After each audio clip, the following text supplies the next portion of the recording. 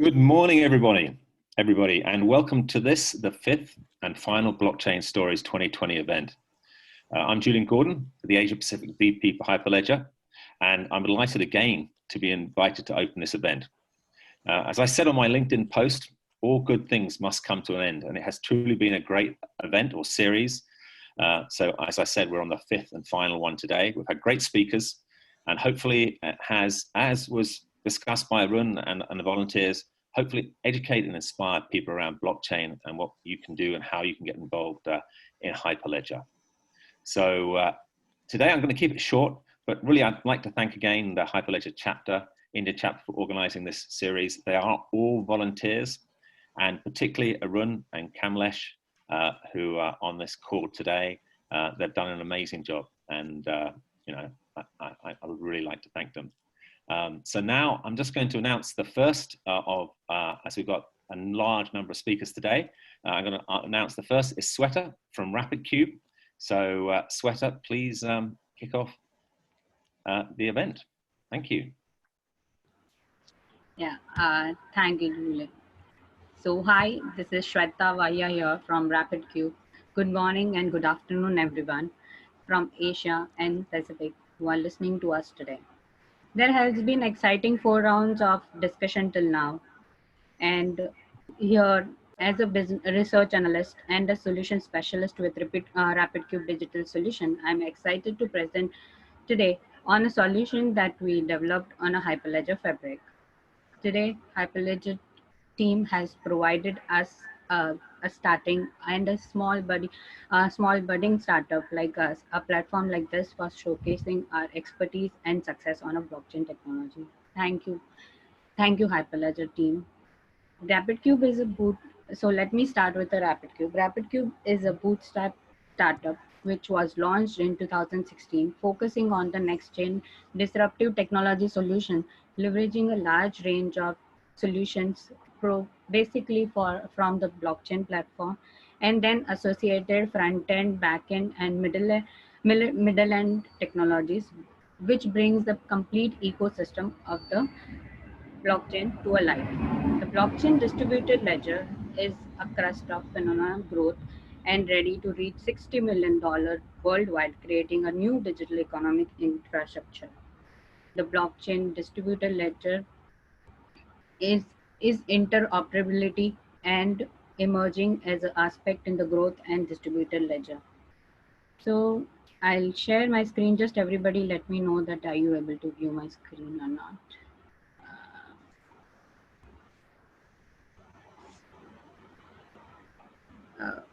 Is it? Yeah, thank you.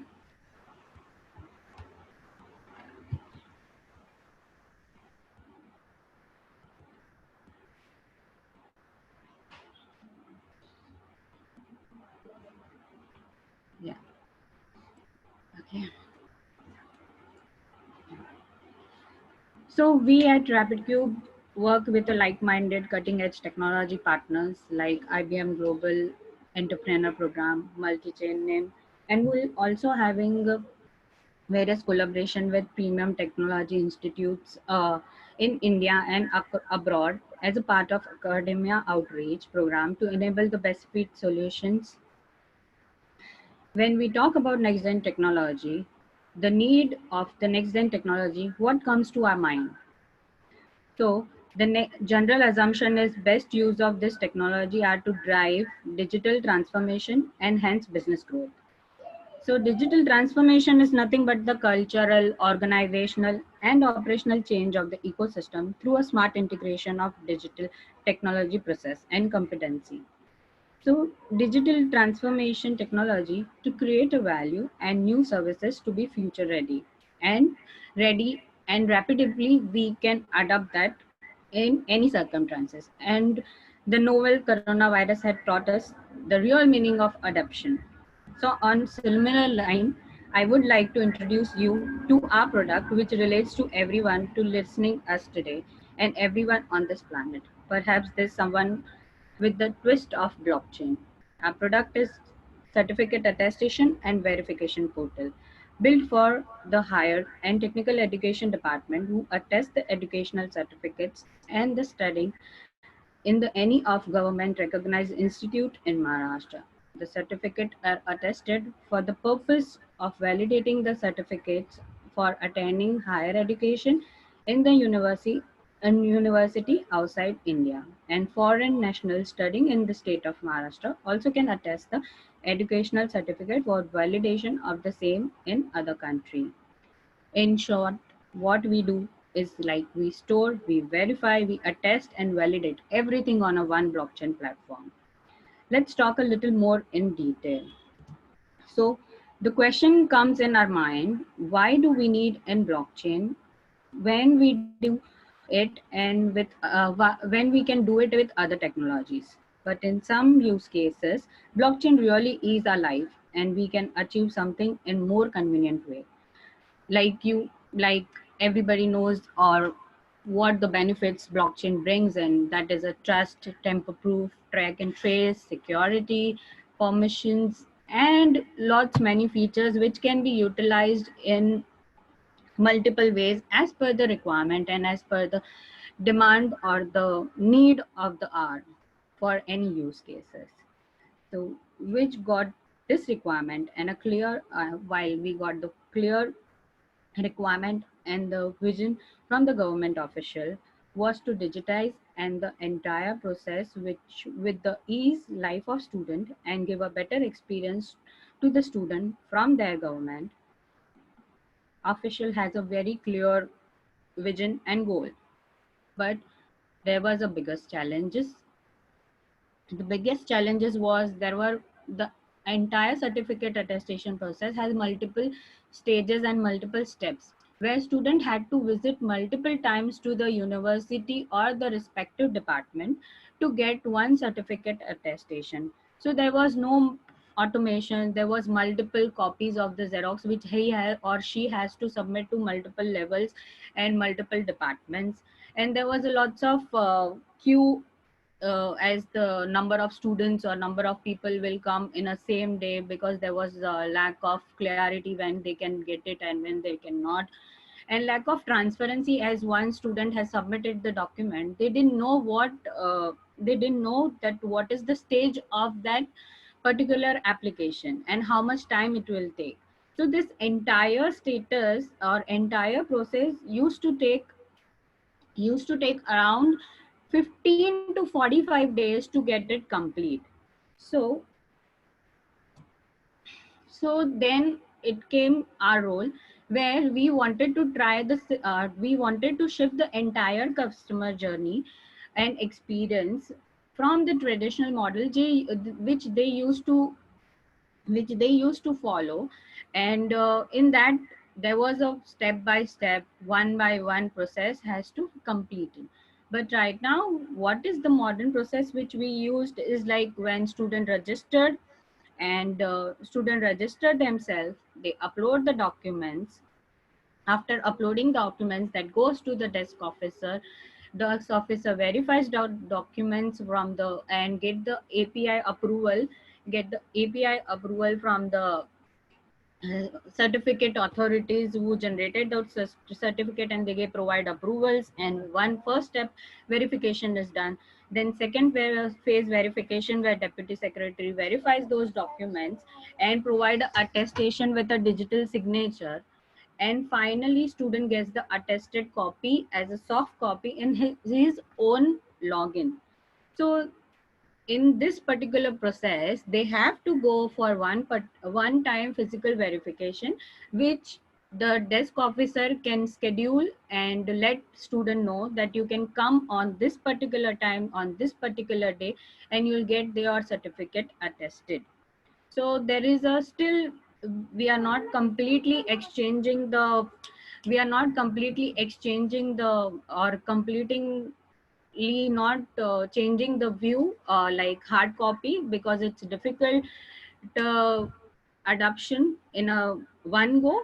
But we are having a procedure where the soft copy and hard copy both goes simultaneously. So now the process is like it max to max it takes 7 days.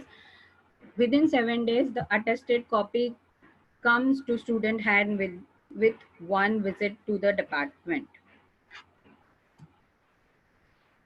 So next is, once we decided the steps and the functional aspects of the project, we came across multiple platforms like blockchain platforms, which can be utilized. But though we were convinced, we used a Hyperledger since the day of inceptions. So we are very confident, and we are knowing the support which we get it from the Hyperledger team, and the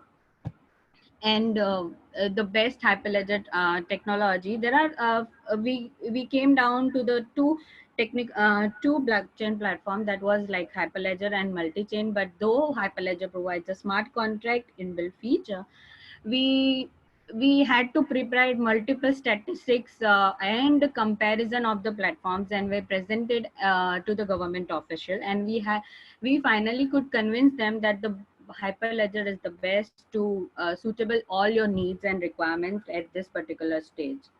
And that's how we land up to the Hyperledger.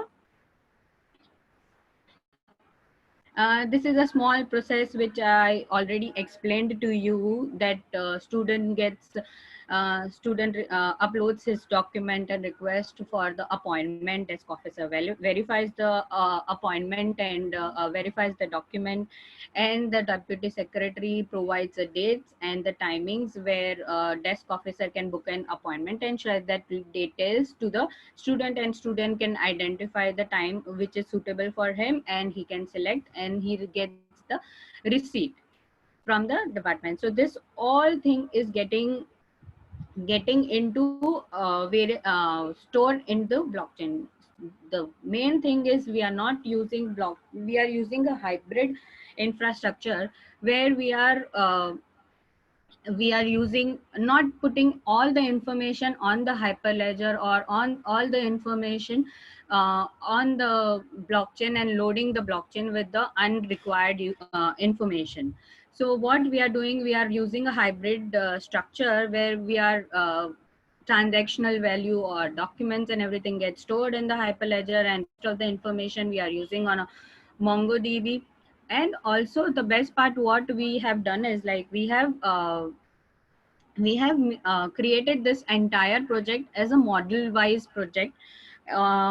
What happens, it's like you can view here on the screen, there is a identity management, which is a separate API or a module, and there is a document verification, which is like a separate entity and a module, and there is a certificate authorities, or the validation is a separate entity and module. So because of this, what we can do is, we can take this module and plug it whenever or whichever application we want to utilized, whichever application you can want to utilize this modules. So this is the process, and what effects it goes through the makes to the blockchain. This is the depiction. I have done it for the steps wise, where first where student registered, no block created in a blockchain, but file application and document upload, the data gets stored in a blockchain, application and document verification done by the verification. So that is also doesn't make any difference. He gets the application, but when he approves or rejects, that gets updated in a blockchain with the timestamp. Then it gets notified the student that first level of validation and verification has been done, and application goes for the next level approval. So when next level approval, the deputy secretary validates the application, attested document generated, that goes to the notification to the student, and same way it goes to the desk officer and deputy secretary. So everywhere it is transparent, the status of the application is available at each state, with everyone. So now then download or the upload and everything gets stored in the attested copy gets stored in the blockchain, and the application for submission, that student applies for the apply for the admission, and the third party, he can share that particular attested copy as an email or he can send as an address or message, whatever the way he is comfortable. He can share that with the third party, and third party can request for validation, or he can directly request for verification on the portal itself. So and then he uploads the document. If he has the hash, he can upload the hash also, so he doesn't have to have upload the entire document.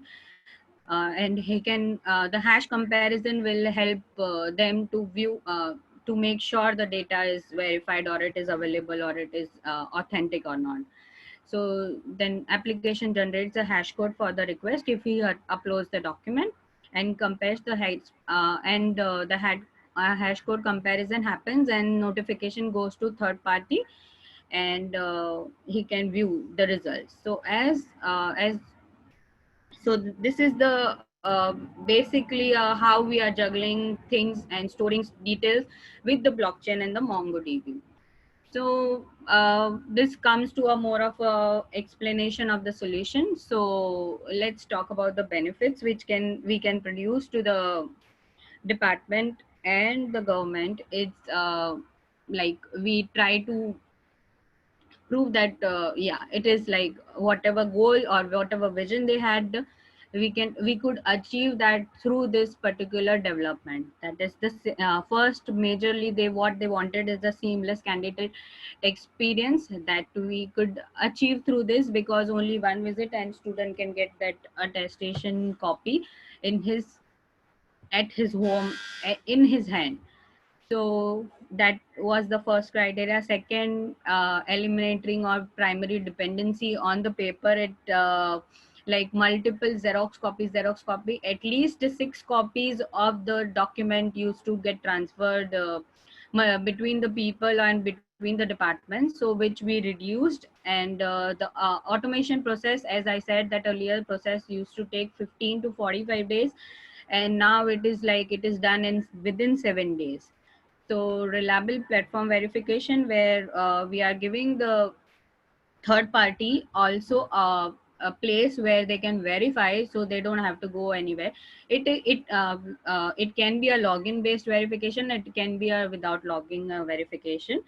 Then this is also again gives a belief in a citizen that they have a efficient government, and the trust has been built with the government.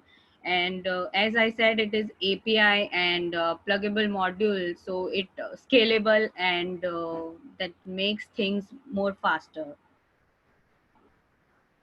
So as a bigger picture, what we are going to do in this particular thing is we as a state government offers lots of services in a Aple Sarkar portal, where we are trying to implement this particular application and try to utilize other application, and this implementation will work for with that by hand. So again, this is like right now, this is only a web-based application which we have developed. So our next stage is like creating a mobile application, and in future we are also trying to put this into digital locker facility, which is government recognized storage. So this can be, we are trying to link that as the journey goes on.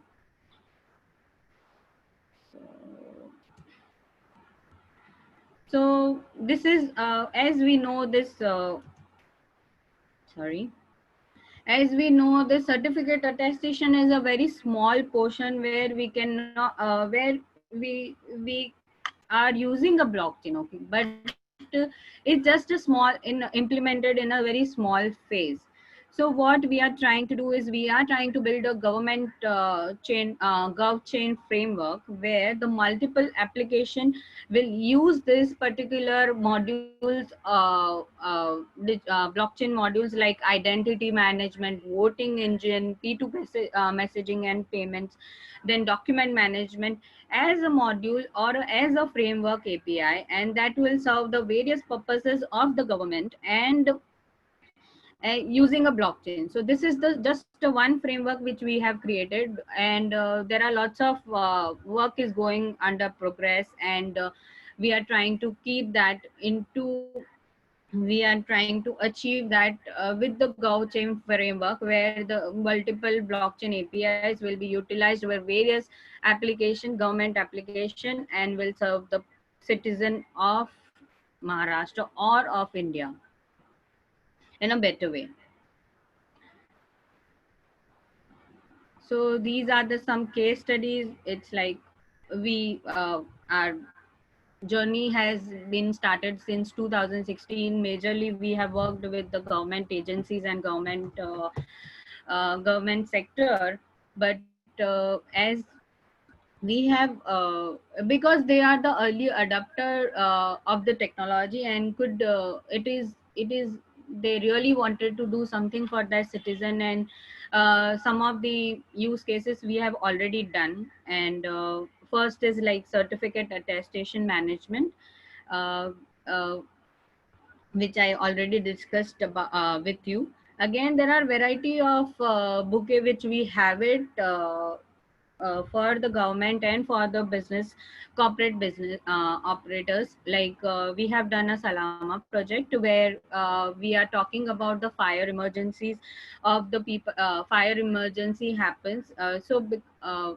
In the in one particular area, there is a rules and regulation that every building has to have a fire installation, where this and the payment and everything, the feasibility criteria, payment, and multiple parties are involved to do the installation of fire alarms in a one particular building, which every entire network has been done on a blockchain platform to ease their life, and for to greater transparencies among the participation. That's we did it on a Hyperledger Fabric again. Electronics health record, we did it for the state, one of the state government, where the all the health records are available with the there are lots of facilities government provides, or benefits government provide when comes to the health of their citizen. So all this is utilizing or not properly, or whatever pharmacies, what facilities they are incurring. So all that details we are storing in the blockchain to make sure that wellness of the citizen is very well taken care by government.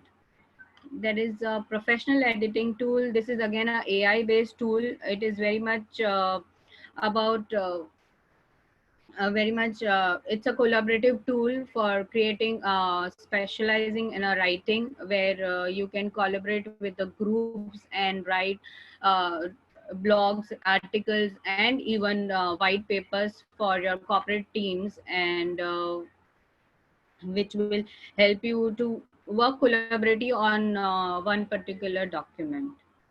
E-Mitra is again a state level application, which is where there are, like, if you have multiple utility bills are segregated at different application, but it's a state level application where they are providing all the details or all the utility bills payment on the same portal, with other benefits of other benefits or other facilities available on the portal itself. So it is a one shop for all the utility payments.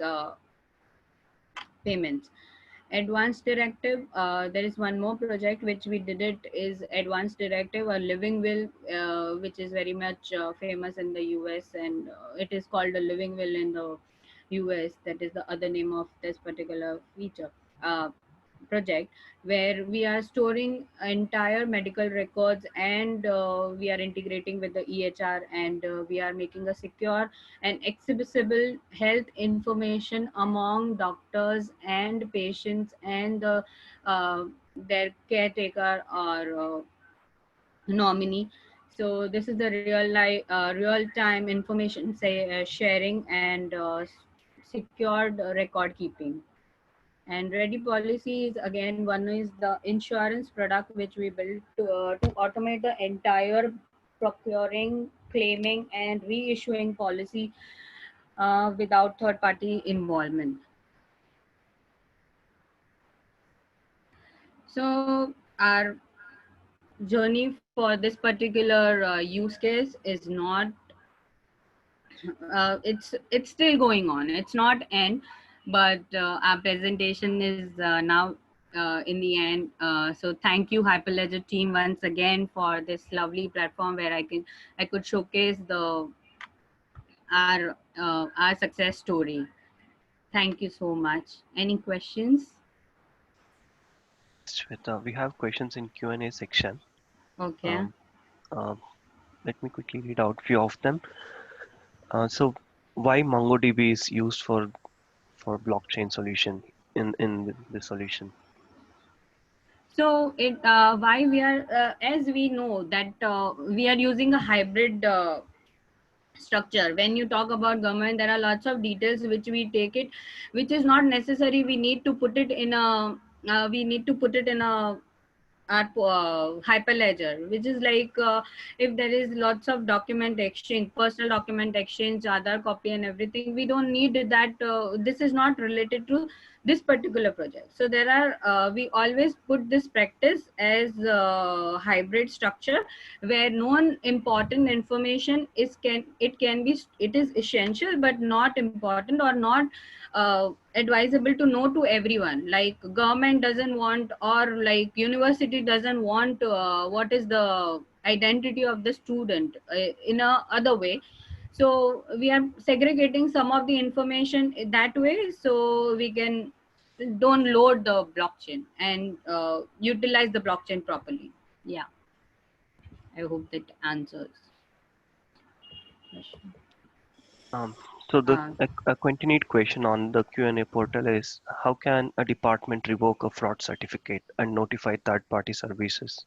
Okay, so for that, also again, I after these questions, I'll show a small demo where what we are doing, we are accessing the student data and we are verifying that from the state boards. Okay, so right now we are under process that we are inboarding that state boards where they can also verify this data. Okay, so the two-way verification. Yeah, student is uploading something and the certificate generator is also approving something, and then it goes after verification, then it goes for further verification. So that way the root, it's starting from the root approval, so the authenticity of the document is maintained in a blockchain.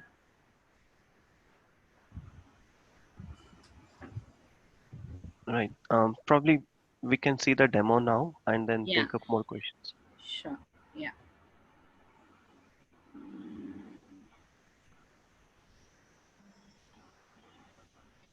So meanwhile, whatever rest of the questions, you can write it us to the info@rapidcube.com, because we have a time limitation right now, I guess. And now we will move on to the demo.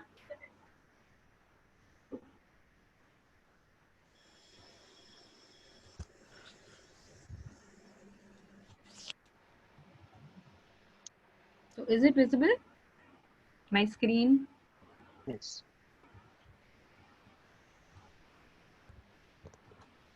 So right now we have 4 participants in the right now we have a 4 participant majorly in this particular portal, and uh, like student, admin, deputy secretary, and desk officer. And there is one more where which we are trying to integrate it is from the board where we get the verification, get it done. So that is under process. So right now I'm logging into student. Yeah. So for the due to time limitation, I have just a predefined information of one student, where here you can see there is a new application where student can fill in the details and upload the documents. So here is the personal detail of the student. then passport details and contact details, employment details, and upload document. Here the document is already uploaded, and the call letter for the foreign student, where they have to give a proof as a call letter of the university which they get for the application. So this is the basic details which we are getting from the student right now, and student is uploading this, and then this goes directly to the desk officer, where desk officer, yeah, so here is the mandatory and some guidance which like here if I do the new, so there are certain guidelines which has been given to the student, what documents are needed, and uh, what is the payment and things associated with that. It has been given a clear guideline. If he agrees, then only he can create a new application. So after this, that it goes to the deputy secretary, desk officer, where desk officers do the checking.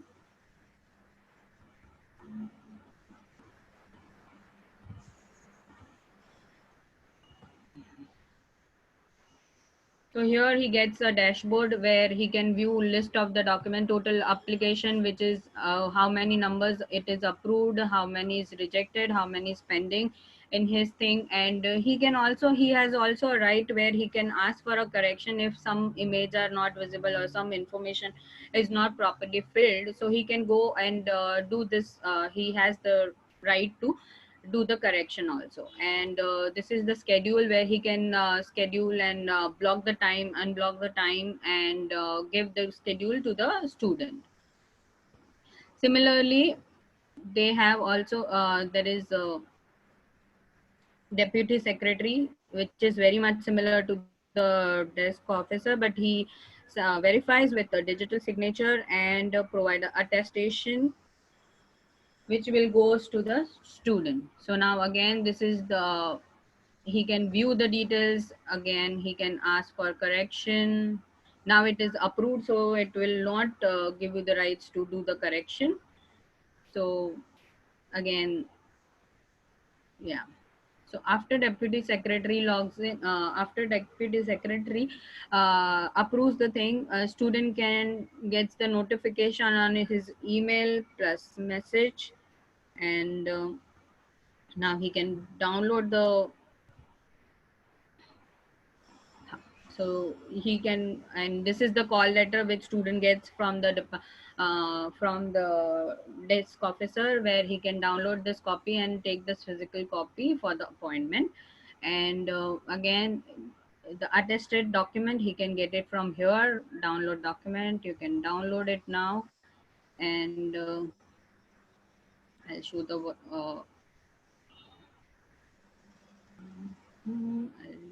now the university.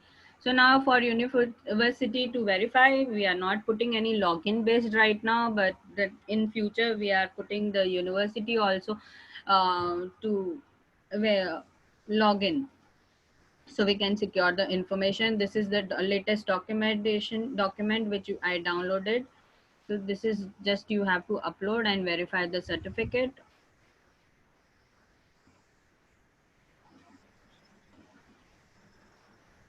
So it has been verified. Okay, so I want to show this. If you have any minor changes also, this is the same certificate which I have, but this, there is one line you can see on the certificate. Okay, it's the same certificate, name and everything has changed, same, just one line has been added. So what I will do, I'll okay.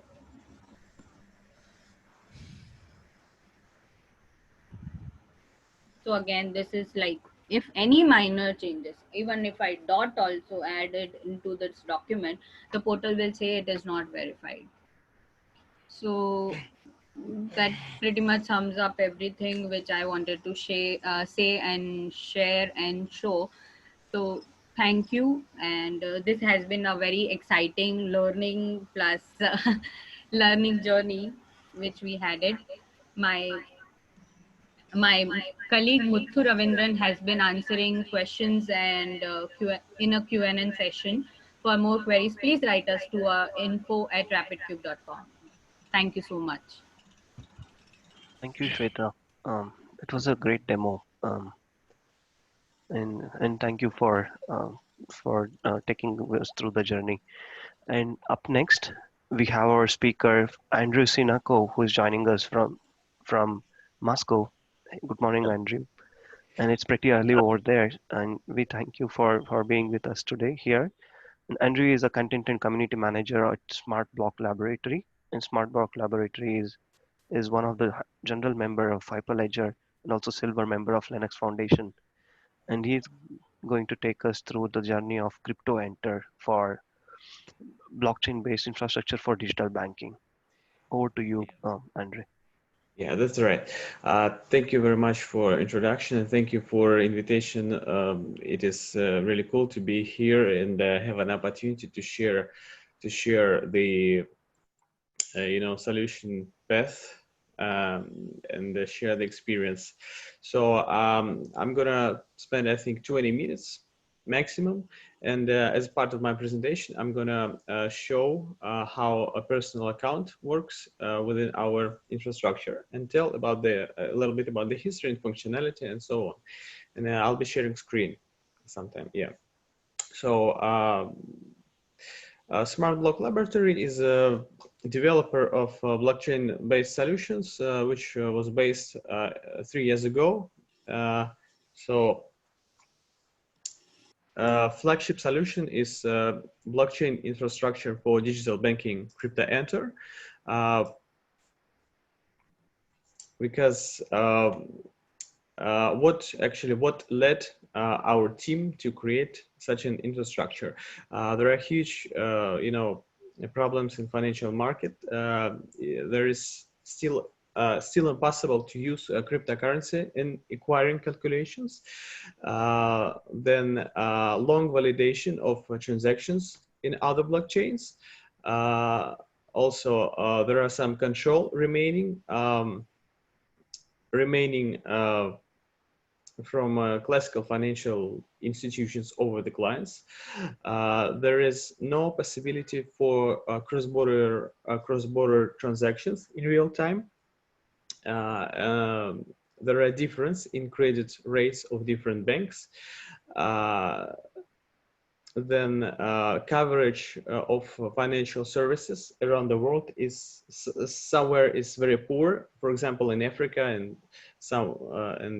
in other regions, and there is no single wallet for cryptocurrency in the fiat currency. All these questions were in mind.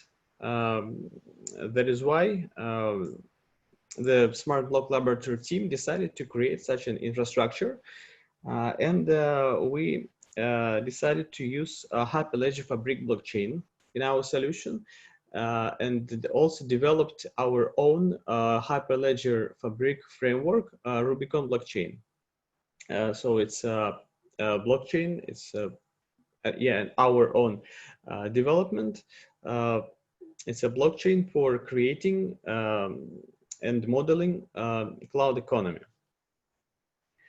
As it was mentioned, we are a silver business partner of IBM, a silver member of Linux Foundation, and general member of Hyperledger, because the solution that we created is really versatile. And later I'm going to show you why it is. Let me just briefly tell you about the functionality of the platform. So it allows all the network participants for peer-to-peer interaction. Then transfers of fiat and crypto between users' wallets. Then exchange, crypto exchange, fiat exchange, then integration with the retail stores for accepting payments in cryptocurrency, integration with restaurants, for example, some offline and online stores, integration with banks, conduct and signing some contracts on blockchain, smart contracts, and so on. Now I'm going to share the screen and show you a little bit more about the technical part of it. Can you see my screen? Yes. Yeah. So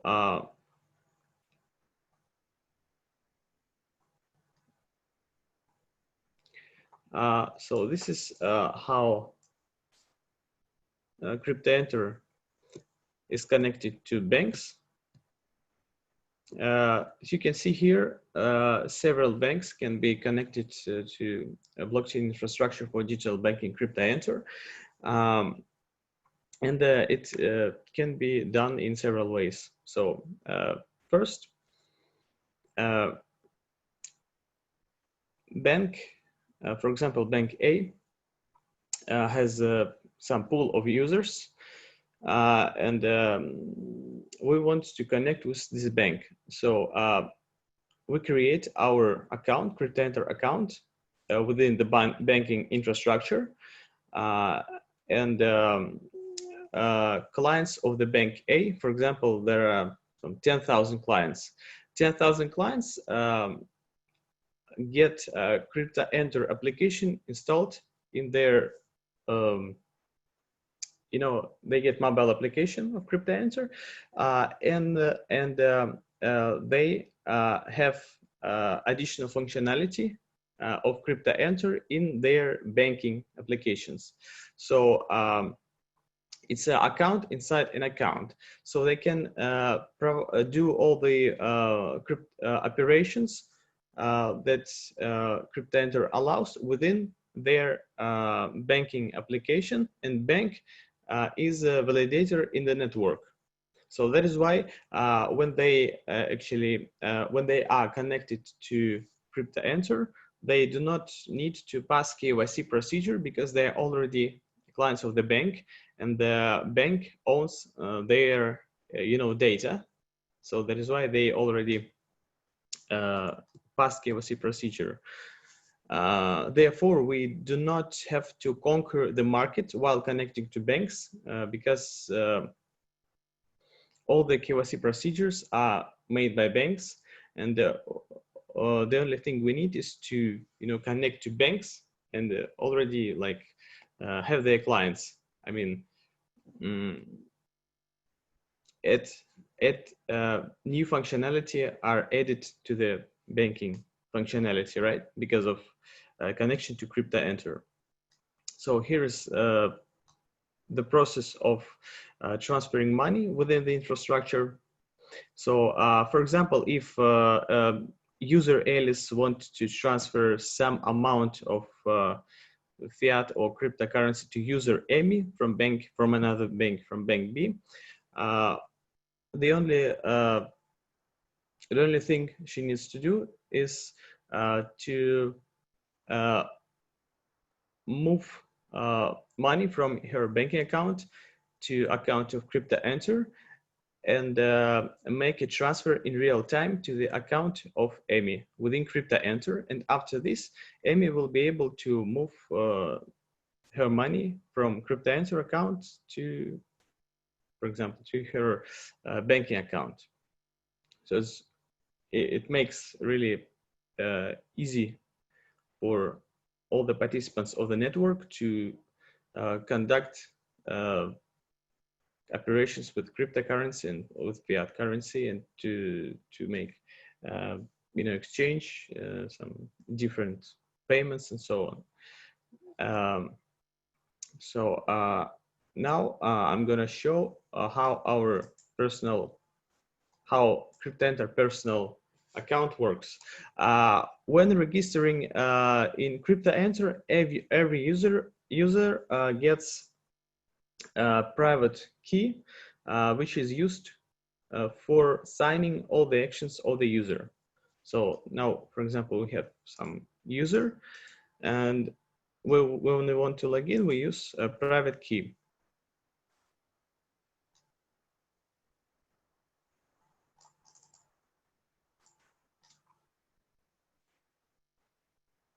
So here's personal account, and on this section you can see options that are available to every user of Cryptoenter. We can see some amount of Bitcoin and Ethereum here, and we can like exchange, transfer. Here we can see some requests, history, and so on. So basically, it's a tool for conducting operations with cryptocurrency and fiat currency. And now let's deposit some amount of money to the wallet. You can choose Bitcoin, for example. Here we can see Cryptoenter has generated system wallet.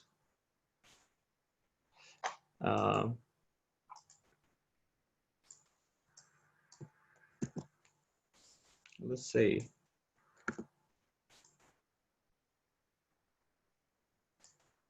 just check.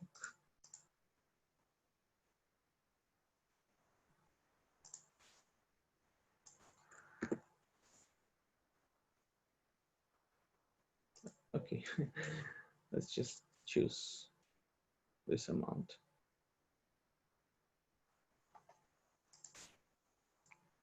And now we're gonna check if we have received money.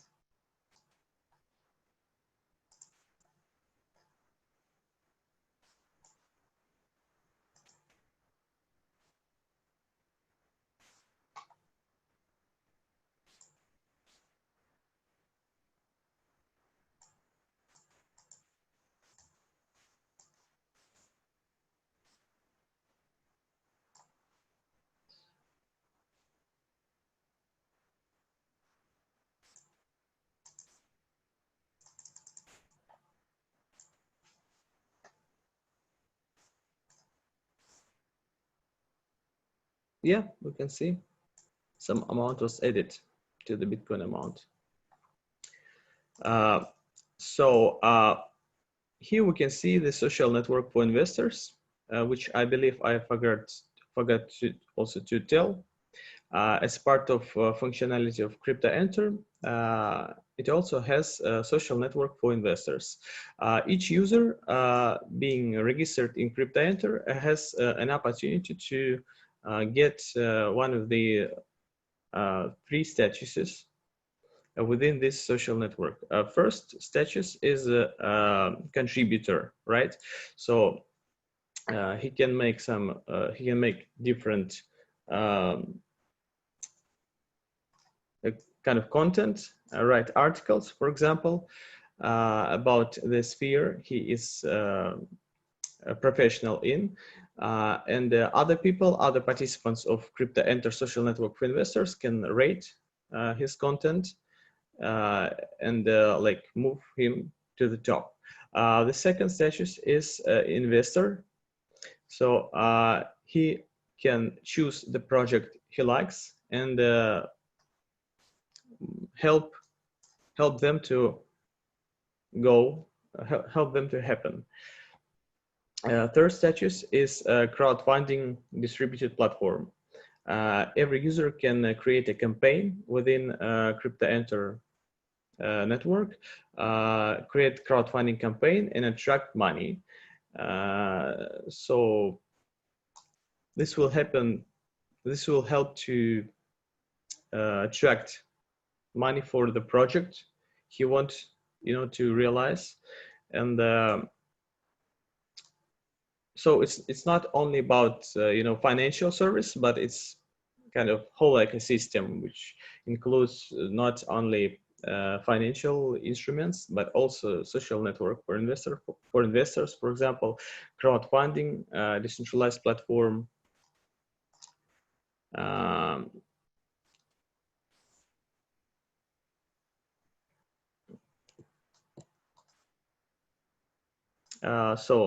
Here we can see the process of connecting the infrastructure to banks. as I've already mentioned, bank receives a node of Cryptoenter, and because of easy scalable connection, because of Docker containers that are used in Cryptoenter, it goes very fast.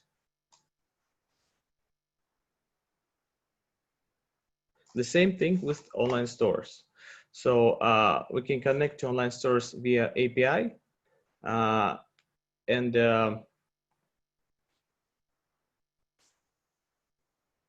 all the clients of the store can use the service of Cryptoenter while purchasing some stuff in the store, and they can use cryptocurrency.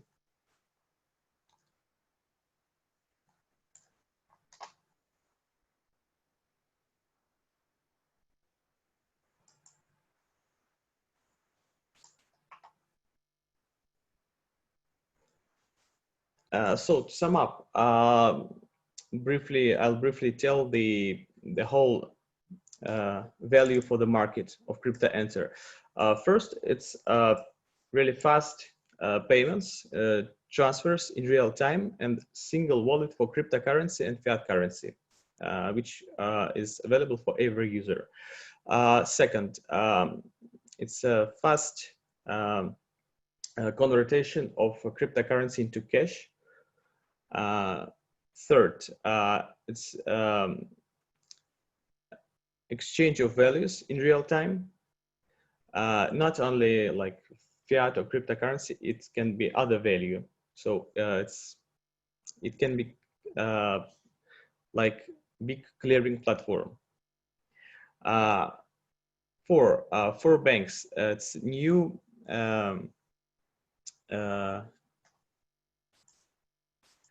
it's broadening of client base for banks, new functionality, and access to crypto market. For retail shops, it's a fast connection and getting payment in crypto, getting availability to possibility to get crypto for services and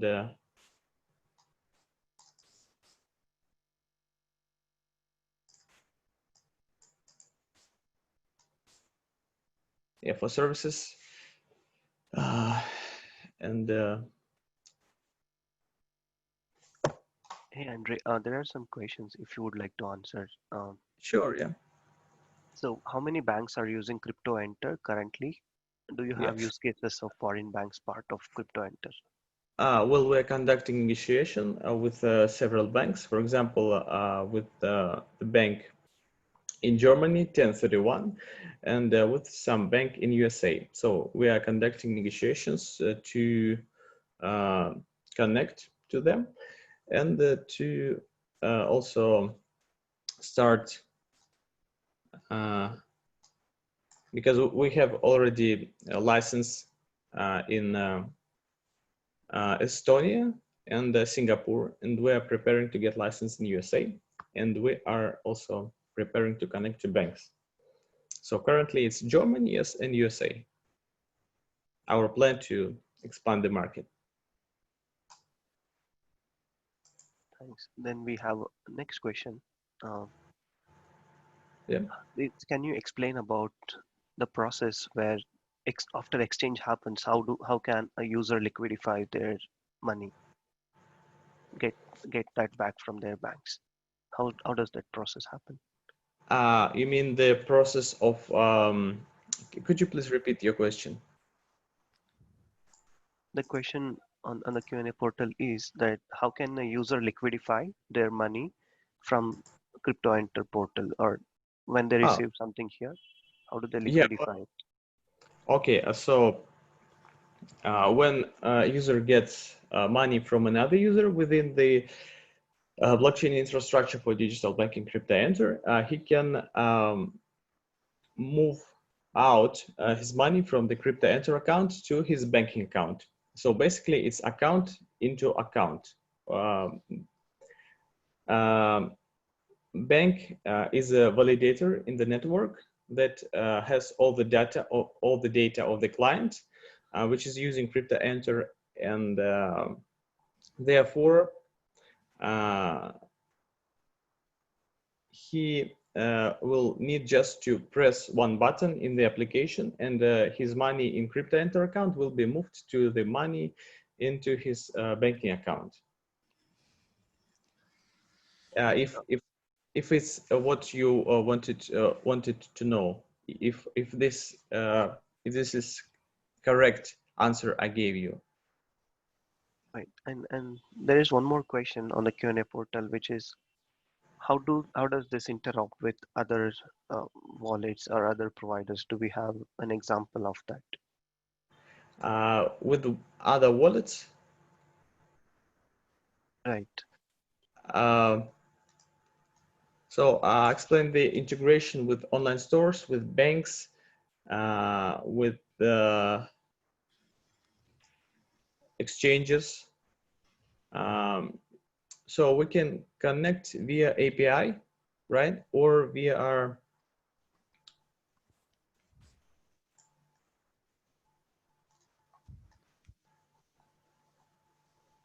we are creating a node in the infrastructure of a bank, for example.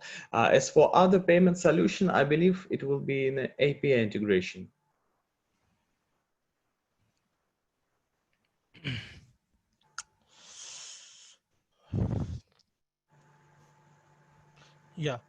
Yeah, thank you, Andrew. It's a nice presentation. Maybe you can answer the remaining question in the Q&A section.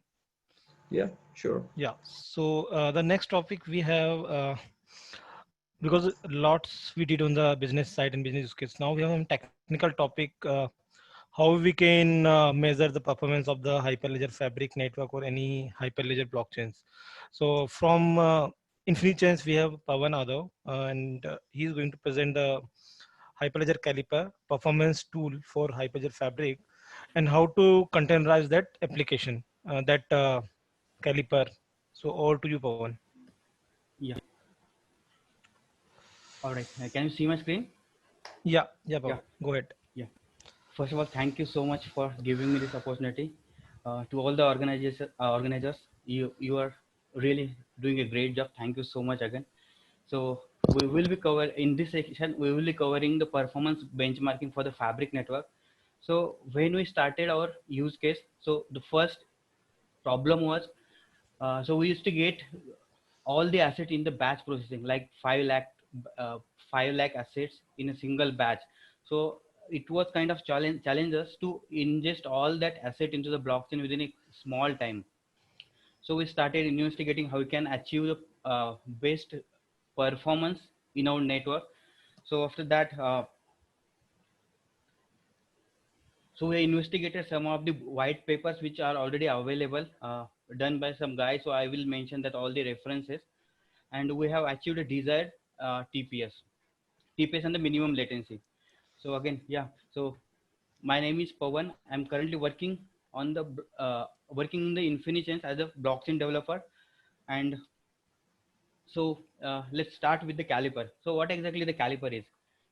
The Caliper is just a blockchain performance benchmark framework which allow user to test the different blockchain solutions, and we can even we can define our custom use cases as well, and we get some set of performance test results. There are some different supported blockchain solutions right now. This Caliper support like Besu, Borrow, Ethereum, Fabric, Aroa, Sawtooth. So these are the different blockchain solutions Caliper supports right now. So we can do the performance benchmarking for all these solutions. So in this session, we will be covering about the Hyperledger Fabric specific. Yeah.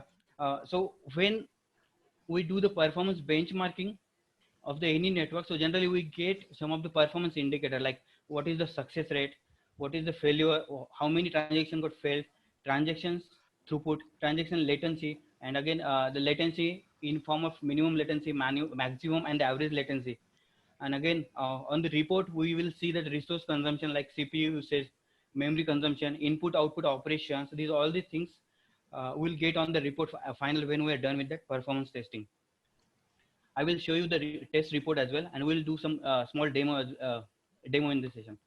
Yeah, there are different performance parameters available, so that we can fine tune our network using these different parameters. Like first one is the number of endorsing peer, number of channels, number of endorsement. These are the different parameters first. So when we talk about the number of endorsement, so let's assume that we have one network having 3 organizations. So when we have an endorsement policy, like any 2 organization can endorse the transaction, any 2 peer from that organization endorse the transaction among these 3. So it will be little faster than all the 3 endorsement.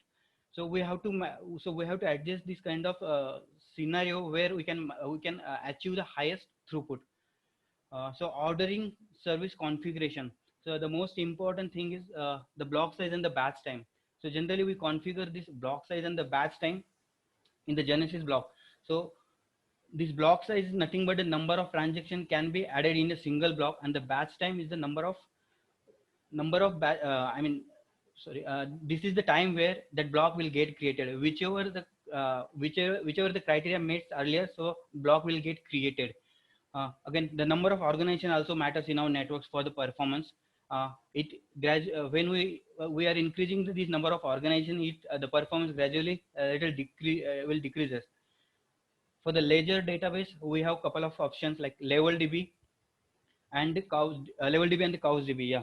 So generally, level DB is the embedded database in the peer only. So it uses the client server model, and REST API calls to the cows DB is an overhead over the goal level DB. That's why when we use the goal level DB, it gives a little better performance than the cows DB.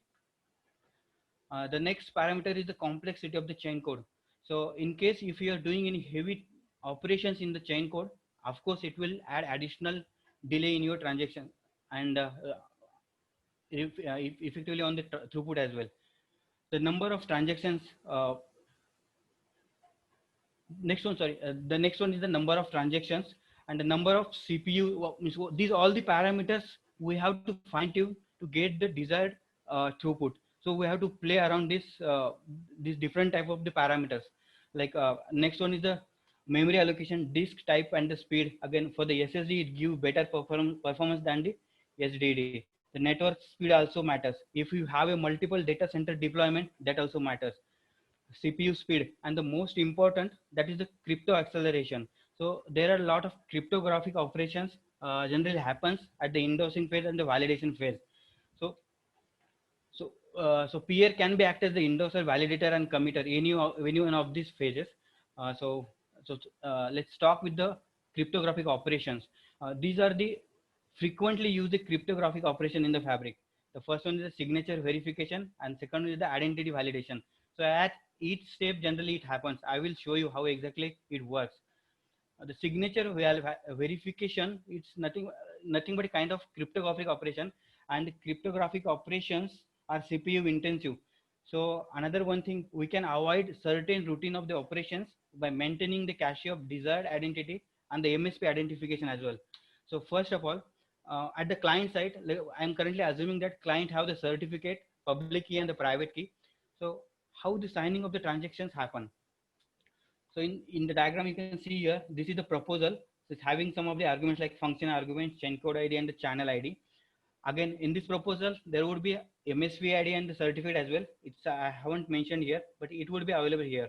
So first, we will, at the client side, we convert into the proposal bytes, and after that, we will pass through one hash function, and we will get one digest. You can see here digest, and this digest generally we sign with the client's private key so that we get a signature. And when we talk about the signed proposal, generally signed proposal will have the signature and the proposal byte. And in this way, we can create the transaction, sign the transaction proposal, and it is happened at the client side. And currently, the SDK is doing all these things under the hood. It's doing all the things for us. But when we are doing the offline transactions, so we have to do these steps for signing the transaction proposal. when client create the signed transaction proposal and send to the endorsing pair. So how generally endorsing pair verify that? So generally you can see here at the endorsement, so endorsing pair, we got the signed proposal. It's having two things, signature, and next one is the proposal byte. So first of all, endorsing pair verify the signature. So get a signature, decrypt with the client's public key. So client public key is already available in the certificate of that transaction proposal. So in the transaction proposal, we have client certificate as well. So using that public key, endorsing pair decrypt the signature, and we get one digest. Again, we have this proposal byte as well. So again, endorsing pair passes this proposal byte to the hash function. Again we will get one digest.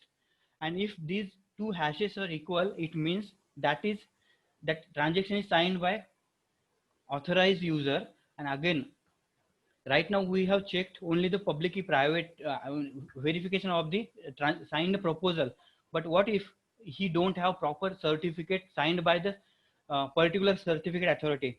So let's assume that this client have sent these transactions and he belongs to organization 1. So he should have the certificate signed by the certificate authority of that organization. So when we get the signed proposal as the endorsing pair, that certificate validation also takes place. Generally, this is the frequently used verification. First one is signature verification. Second one is the certificate verification. So here, we will see here how we can validate the certificate. On the screen, you can see this is the X509 standard certificate. It's a general purpose verification process. It's not related only to the fabric, but it's a general. Even though in browser HTTPS, when we hit to the any domain, the browser also verify the certificate like this only. So let's assume that when user requests for the certificate from the certificate authority, so let's assume that from the organization 1, when user is getting registered and enrolled. So registration process, again, it will take care admin of that certificate authority for that particular organization. First register and enroll. So while creating for certificate authority, first it validate the user if he has a valid identity and all these things. Once he has all these things, so certificate authority create the certificate. The most important part is the digital signature. So at the bottom of each and every certificate, you can see the digital signature here. So how it get created? So first of all, certificate authority create a hash of this upper information. You can see this ID information, public key of the user, and the certificate authority information who is signing. So create one hash, and you can see after creating the hash, the certificate authority, what it does, he encrypt this hash with the private key of certificate authority. There is one typo, sorry, so I'll correct it, but this is the private key actually. So this hash will get encrypted with the private key and put it as a digital signature. Sometimes we call it as a digital fingerprint as well. Once certificate authority create this signed certificate, it distribute to the user. So again, user will have these three information, certificate, private key, and public key. And after that, we can, that with the signed proposal, the certificate will be also there at the endorsing phase. So how the certificate verify? If someone have this certificate, how we can verify the certificate? Let's see how we can verify this. AX509 standard certificate, we have this. And again, we can calculate the hash of the same information at the upper side. We will get one hash. Here you can see. And at the bottom of the certificate, we have a digital signature. So this digital signature, we can decrypt with the public key of the certificate authority. So the certificate authority information already available inside the certificate, who have signed this certificate. If we decrypt this digital signature with the public key of the certificate authority, so we will get one hash here. And if these two hashes are matching, it means that is the valid certificate and it is not tempered. And if we trust on the certificate authority, then we can trust this certificate as well for this user. So at the endorsing phase, so in every endorsement, so every peer will have the configuration block where we define all the MSPs, membership service provider, where in each MSP we will have the certificate authority certificate. So we can verify if this certificate is issued by a particular certificate authority. And these are some time consuming operations like signature validations. And next one is the certificate validation. So it happens at the each step. So we will go through all the steps again. So first of all, I'm assuming that right now certificate authority signed this, certificate authority issued certificate to the client. So right now client will create a signed transactions proposal, exactly same as we saw in the previous slide. So first, once we create this client create the signed proposal, it's sent to the endorsing peer. So the first step, endorsing peer verify if that user is authorized to perform that operation, because we have defined the policy who can write and who can read and who can do uh, admin operations on the channel. So this all the verification takes place. That verification is nothing but is the signature verification and the certificate verification, and this is the major bottleneck. Generally, as I already mentioned, that the cryptographic operations are CPU intensive, which takes some time. So that's why they add additional delay.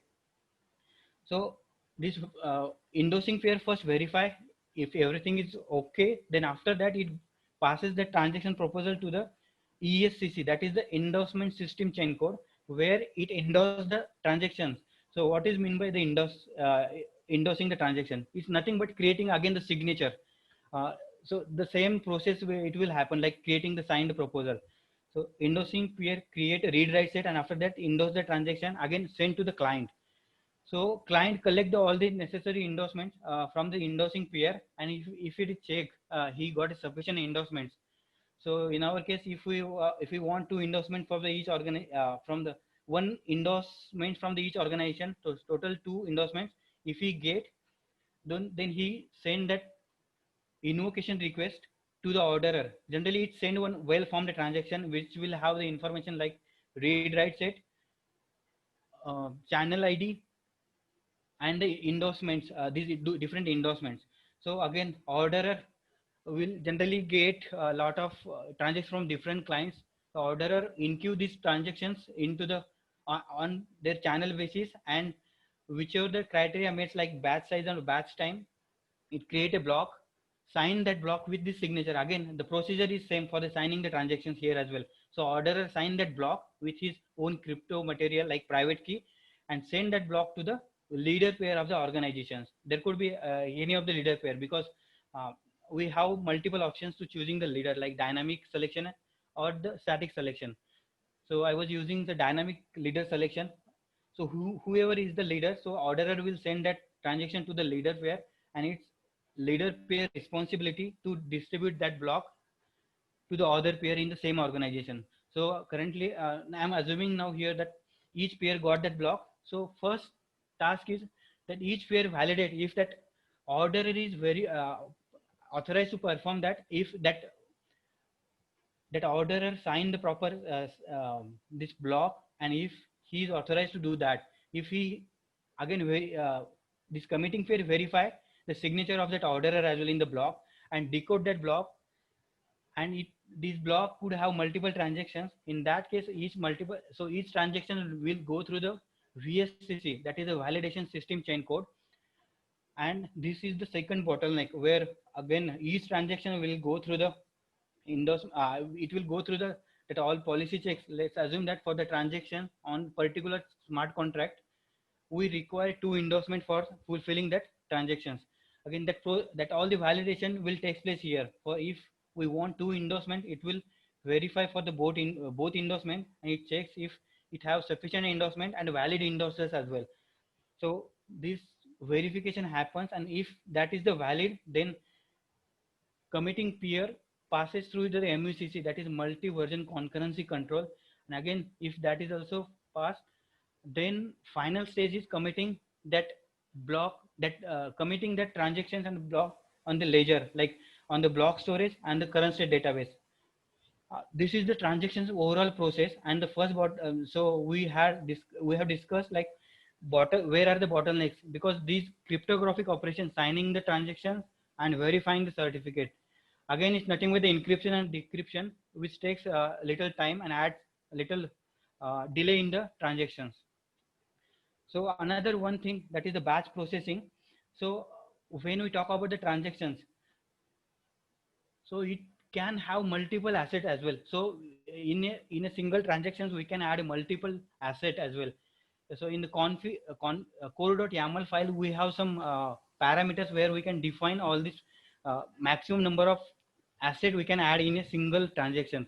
So by default right now we can add 1000 different asset in a single transactions, so that it can minimize our time. So if we are able to add 1000 assets within a single transaction, then no need to trigger 1000 transactions. And another one thing, multiple client SDK. So let's assume that at the client side, you are creating the signed proposal. So just imagine if it is taking the 10 millisecond to just sign the transactions. So in that case, in a 1 second, maximum 100 transaction you can sign. So it means you will not get more than 100 TPS, even though your network is capable of handling the thousands of TPS. Then we have to make sure that choose the proper resource configuration for the client vessel, so that it can send the transaction, sending transaction rate is the higher. The most important thing is the block size in the block, in the Genesis block. Actually, the impact of the different transaction arrival rate and the block size in this diagram. You can see on the left side y-axis, this is the throughput TPS, and next one is the latency. At the right side of the y-axis, there is the latency in millisecond. So what kind of block size we can make as per our requirement? So we have to make sure that this kind of observation first, like, so for the throughput you can see first these four lines, and for the latency you can see these different kind of vertical bar charts. There is a difference like block size, 10 transactions per block, 30 transactions per block, 50 transactions per block, and 100 transactions per block. And for the latency as well, you can see for the 10 transactions, 30 transactions per block, 50 and 100 respectively. When we start sending transactions arrival rate at the rate of 25 transactions per second, so we are getting almost 25 TPS. But you can see the latency for the different configuration, like when we have 10 transactions per block, we are getting the less latency, and for the other like 30, 50 and 100, we are getting more. So when we increase the transaction arrival rate, you can see from the left to right,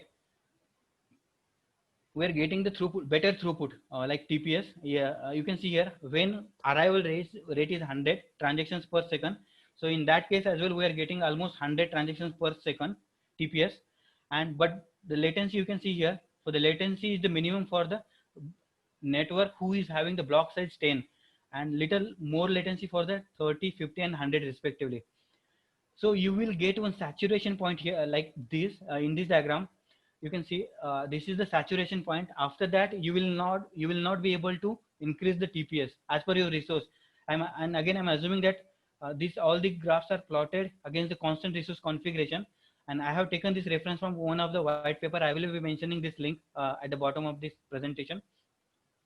So you will get one saturation point here. So you have to find out first this saturation point. And after that, what happens if we are sending transactions rate is more than that? Here you can see 175 transactions per second. It's taking more latency. Again, you can see for the block size having 10 transactions per block, the latency is more for this.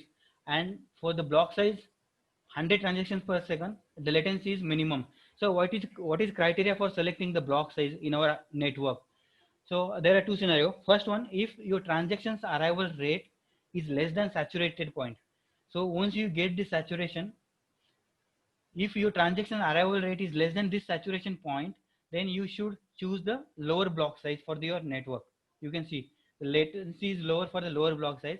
And in case if you have transaction arrival rate more than this threshold, like saturation point, then try to choose the block size, higher block size, because for the higher block size, generally we get lower, we will get lower latency. You can see here. Yeah. The next important part is the endorsement policy, impact of the endorsement policy.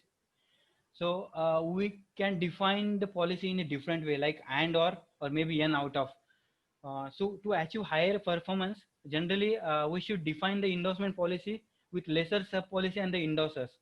But again, if our use case is saying that this number of endorsements is required, then we cannot compromise on that, because we require this much of the endorsements.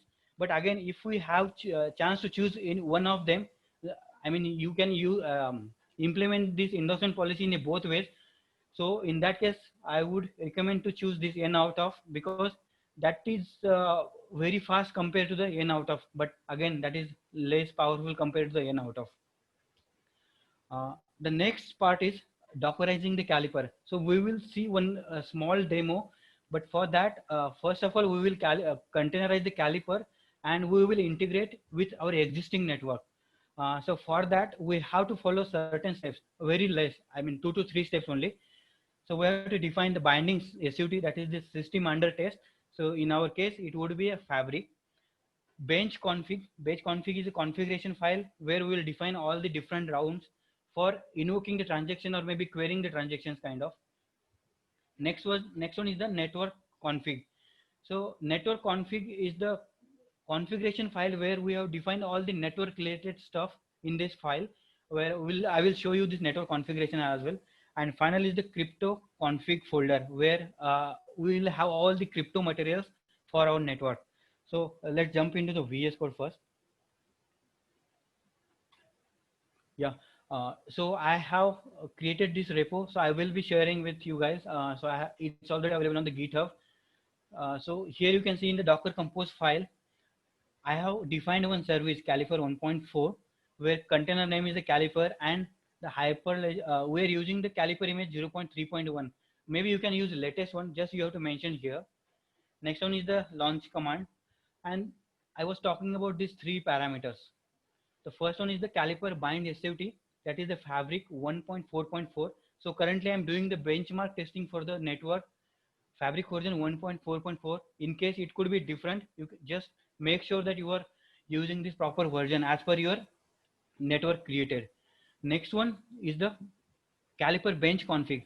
So let's see this Caliper bench config, that is the configuration file. This is the configuration file where we'll define different type of rounds.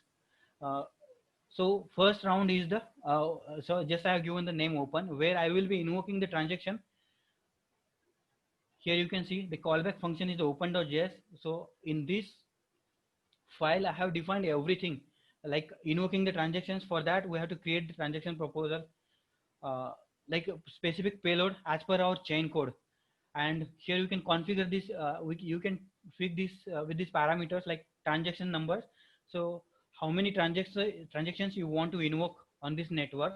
And again, you can choose the type as well, rate control, like fixed rate or maybe variable rate. First, trigger this 10 transaction, after 20 transaction, after 30 transaction, we can choose variable rate as well. So right now I have used a fixed rate. And this is the TPS, that is the transactions arrival rate. It means we are creating the 40 transactions per second and we are triggering to the blockchain network. So this is the callback function open.js. We will just go through this function. So in this function, just I am doing creating this payload for creating the, so here you can see at the line number 26, I'm creating this payload and just invoking the transactions. So for this function, we will have two different methods like initialize and the run function. So initialize function will run for the 1 times, and this run function will trigger number of times what we defined in the config.yaml, like number of transactions 400 times. So it will run, that run function will run for the 400 times here. And again, another one thing, we can add number of assets in a single transaction as well. So in the configuration, I have defined here transaction per batch. So right now I am adding 1 batch in a single transaction. We can add multiple as well, means within a single transaction, we can add 10, 20, 30, up to 1000 different assets in a single transaction. Another one thing, you can see the worker here. We can create a multiple client worker as well. In case, right now I have mentioned here only 1, but if we define more than 1, so this Caliper will create a different clients and will start triggering these transactions. This is the configuration file. You can just go through it. In case if you're facing issue, just you can ping me anywhere on the LinkedIn or somewhere. The next one in the Docker Compose file, next one is the Caliper network configuration. In this file, we have all the network configuration. I will show you, just I'm opening. It's available inside the network fabric and this folder. So from the top, we can see here, this is the information. And in case if you have your own network up and running, so don't need to mention these to start and end, because what exactly these command doing, these are just starting our predefined networks.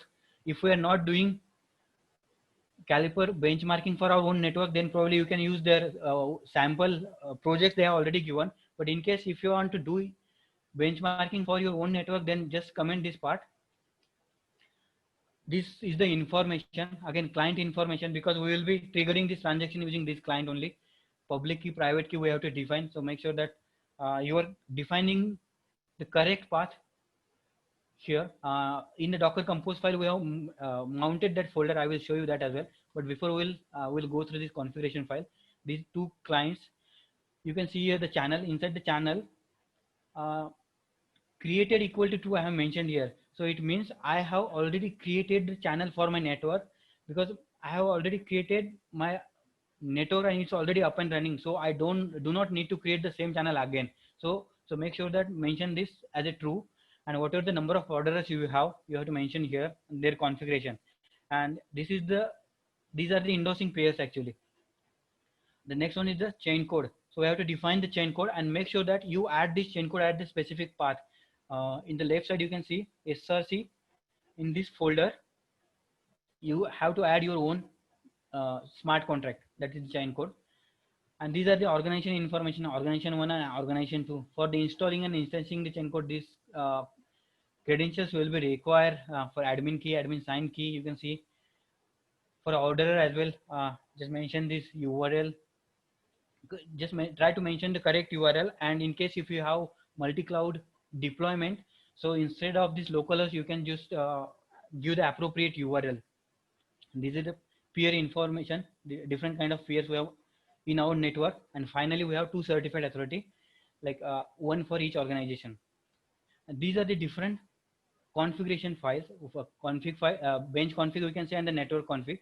And another one thing, this folder, Caliper benchmark local, you can see inside this, I have created this all the file like network config and the bench config and smart contract. Means I have added here. So make sure that you are mounting this path properly. I have mounted here like Caliper benchmark local and mounting inside /hyperledger /Caliper and /workspace. Yeah. So this is the service we have defined here. The only thing we have to do, just run the Docker Compose, run this service actually. So I'm running this service now, Docker Compose up in detached mode, so that this server will get started and start benchmark performance. I will show you log as well. You can see here. Yeah. So on the screen, you will be able to see all the logs it's doing under the hood. So it takes little time, maybe 1 or 2 minutes. So meanwhile, we will see the sample report first. What kind of report generally we get? You can, yeah. So here, so finally, you can see this is the test report just I created previously.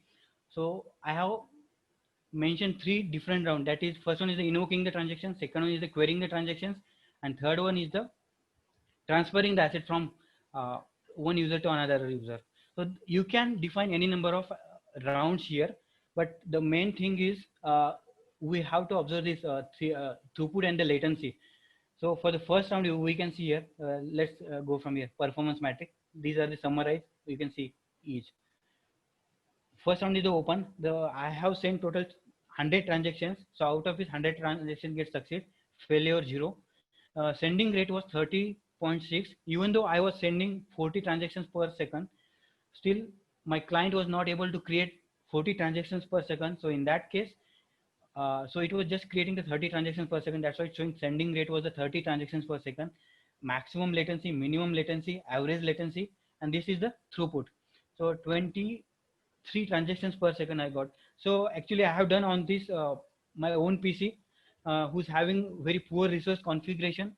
In your case, I'm sure you will get best result, probably maybe 200 or 300 transactions per second. Just try to play around these different parameters. You will definitely get. And resource consumption also will get like at this steps. First round was the open round, and this step we can get a resource configuration of the different containers which will we have, like memory consumption for the each container, maximum average, CPU percentage, traffic in, traffic out, and the disk read write operations. We can see all these things here. Similarly for the other round as well, query, transfer, you can see go through, I will mention these all these things in the presentation. You can so just go through it. So let's see if we're done with that. Yeah, you can see here I have total sent 400 transactions. The sending rate I have mentioned there 40 transactions per second, but I was able to send only 17.8 transactions per second from the client side. The maximum latency 14. That's very huge actually. It should not be. Minimum latency, average latency, we should take care of this latency. It should not be more than 1 second or 2 second maximum. We got a throughput of 12.1. There are a lot of processes going on in my PC right now, so maybe that's why it's giving very less output. Yeah. So coming to the presentation, and yeah. So these are some of the references. I have mentioned my repo, and in case if you are facing any issue, just you can post it on the Rocket chat. Maybe you can just DM me on the LinkedIn. Uh, and another one thing, I have published some of the videos like this Caliper performance using, containerizing the Calipers and checking the performance benchmarking for our networks. I have already created the video on the YouTube. You can just go to the YouTube and check. So for the 25 minutes, it's very tough to manage all these things here, but that's it. And these are the references I mentioned. I have gone through some of the white papers. So I will sharing this presentation with Kamlesh. So Kamlesh can share with everyone, and that's it. Thank you so much. And in case if you have any question, you can start. Yeah, thank you, Paul. So there are a couple of questions, and at the last line you can show that fabric fast, that PDF document where you can show like the 20,000 transactions per second achieved in fabric from the Waterloo University. Yeah, correct. Okay, so some questions. Can the caliper itself be run on a distributed network to run the entire benchmark faster to manage the workload? Yeah, we can do that for even for the distributed system. So Caliper is just a client, so we can create anywhere. Just we have to provide the network configuration correctly. That's it. That is the only requirement, because in the network configuration we will be defining this URL, and if these URL are open to interact with the network, then definitely it doesn't matter where your network. Maybe you can have a distributed fabric network on multi-cloud, multi-deployment, anywhere. That doesn't matter. And there's some more questions. Does your testing framework suggest how to improve the performance? Sorry? So testing framework suggests how to improve the performance, example, increasing more user. Actually it doesn't suggest where we can improve, means where are the some bottlenecks we already know in the fabric, means what kind of operations taking little time.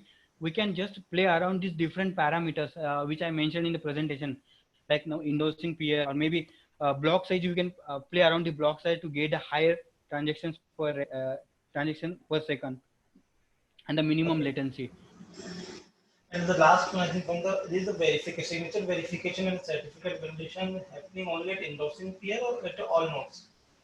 Yeah, generally this signature verification, the certificate verification.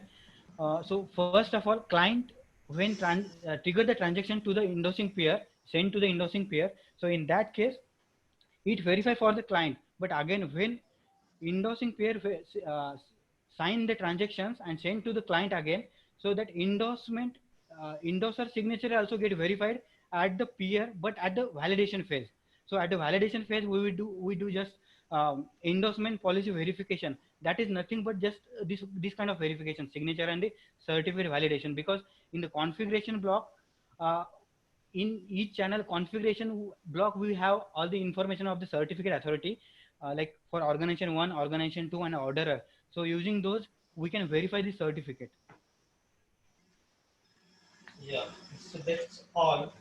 So any other questions? Thank you, Pawan. It was a great informative session, and we see that enthusiasm from the attendees as well. Um, Yeah, up sure, next, sure, sure. Thank you so thank you. much, guys. Up next, we have thank you. Up next, we have our session from Sophical Labs and Zeeb. And for us, I mean, we have Ravi and Jeevan joining us, who are co-founders and CEOs of the Sophical Labs and Zeeb. Over to you guys. Yeah, Yeah, hi, hi. this is Jeevan. Yeah, Jeevan, you can start. It's okay. Go ahead, Ravi. I just thought, yeah, please, over to you. Yeah, hi, I'm Ravi, co-founder of Sophical Labs. And today we are, giving a presentation on how the blockchain skills are the most sought after skills in the 2020 decade. So what are the precursors?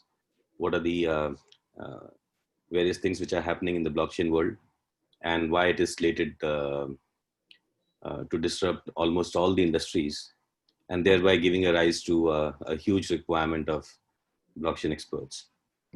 So I'll quickly, Jeevan, you can give your introduction, and meanwhile I'll share my screen. Yeah, hi. Good afternoon to everybody. This is Jeevan Saini. As Kamlesh or Arun has already introduced, I am working along with Ravi. I'm a co-founder and CEO of Sophical Labs, where primary role Sophical Lab is playing is in terms of education, filling up that education gap on blockchain side. I think more we will discuss as we go along with the presentation. So Ravi, back to you. Yep. So we'll be covering three topics today. One, why there's a huge need for blockchain skills.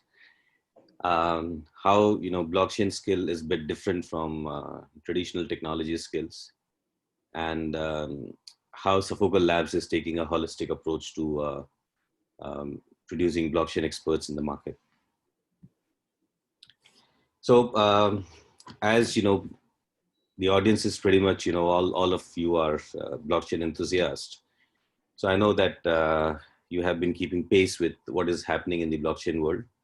There have been a lot of researches, especially by Gartner and various other research publications, which slates the business value that blockchain is going to add would be woofing 3.1 trillion by 2030, and almost 176 billion by 25. And that's huge considering, blockchain, especially in the business domain, started just a few years back. And one of the biggest pieces that, the global IT infrastructure, the majority of it will be hosted on blockchain.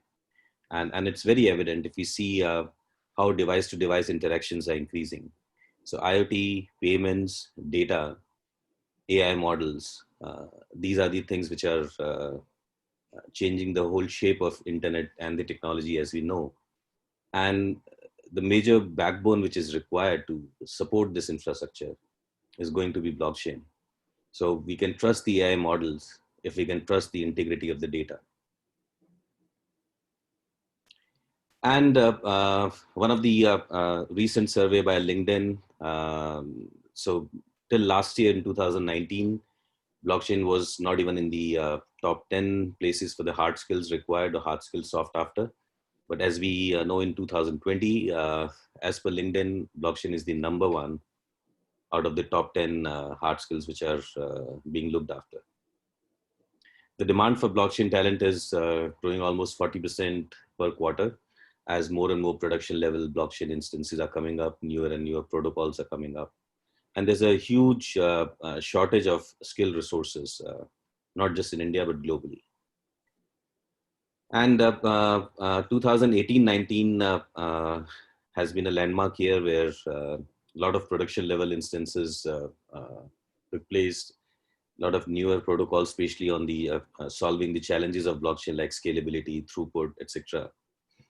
And almost we are seeing disruptions in almost all industries. A lot of initiatives being taken by different governments across the world. And I'll talk a few of them in the next slide. So from an investment perspective that is getting into blockchain, we see that, starting from 900 million in 2017, it is almost 4.3 billion in 2020, and it's going at a very rapid pace. The growth is almost exponential and seems to be for the next few years, at least. The compounded annual growth rate for the business value added by blockchain, 68%, which is huge, achieving the value of almost 179 billion by 25. We see there has been a lot of interest on the central bank digital currency. Almost 19 countries are already actively working on CBDC. Some of the countries have announced, some of the countries have denounced the projects, but at the same time, a lot of countries are on the verge of actually launching CBDC. And if we see innovations in India, apart from all the innovations being done by different state governments, Niti Aayog on the central government side, has been very active on the blockchain front. I've done a lot of POCs with various consulting companies, various blockchain startups, and I've taken initiatives in whether it be government policies or regulations or compliances. In various areas, things have moved forward at a rapid pace.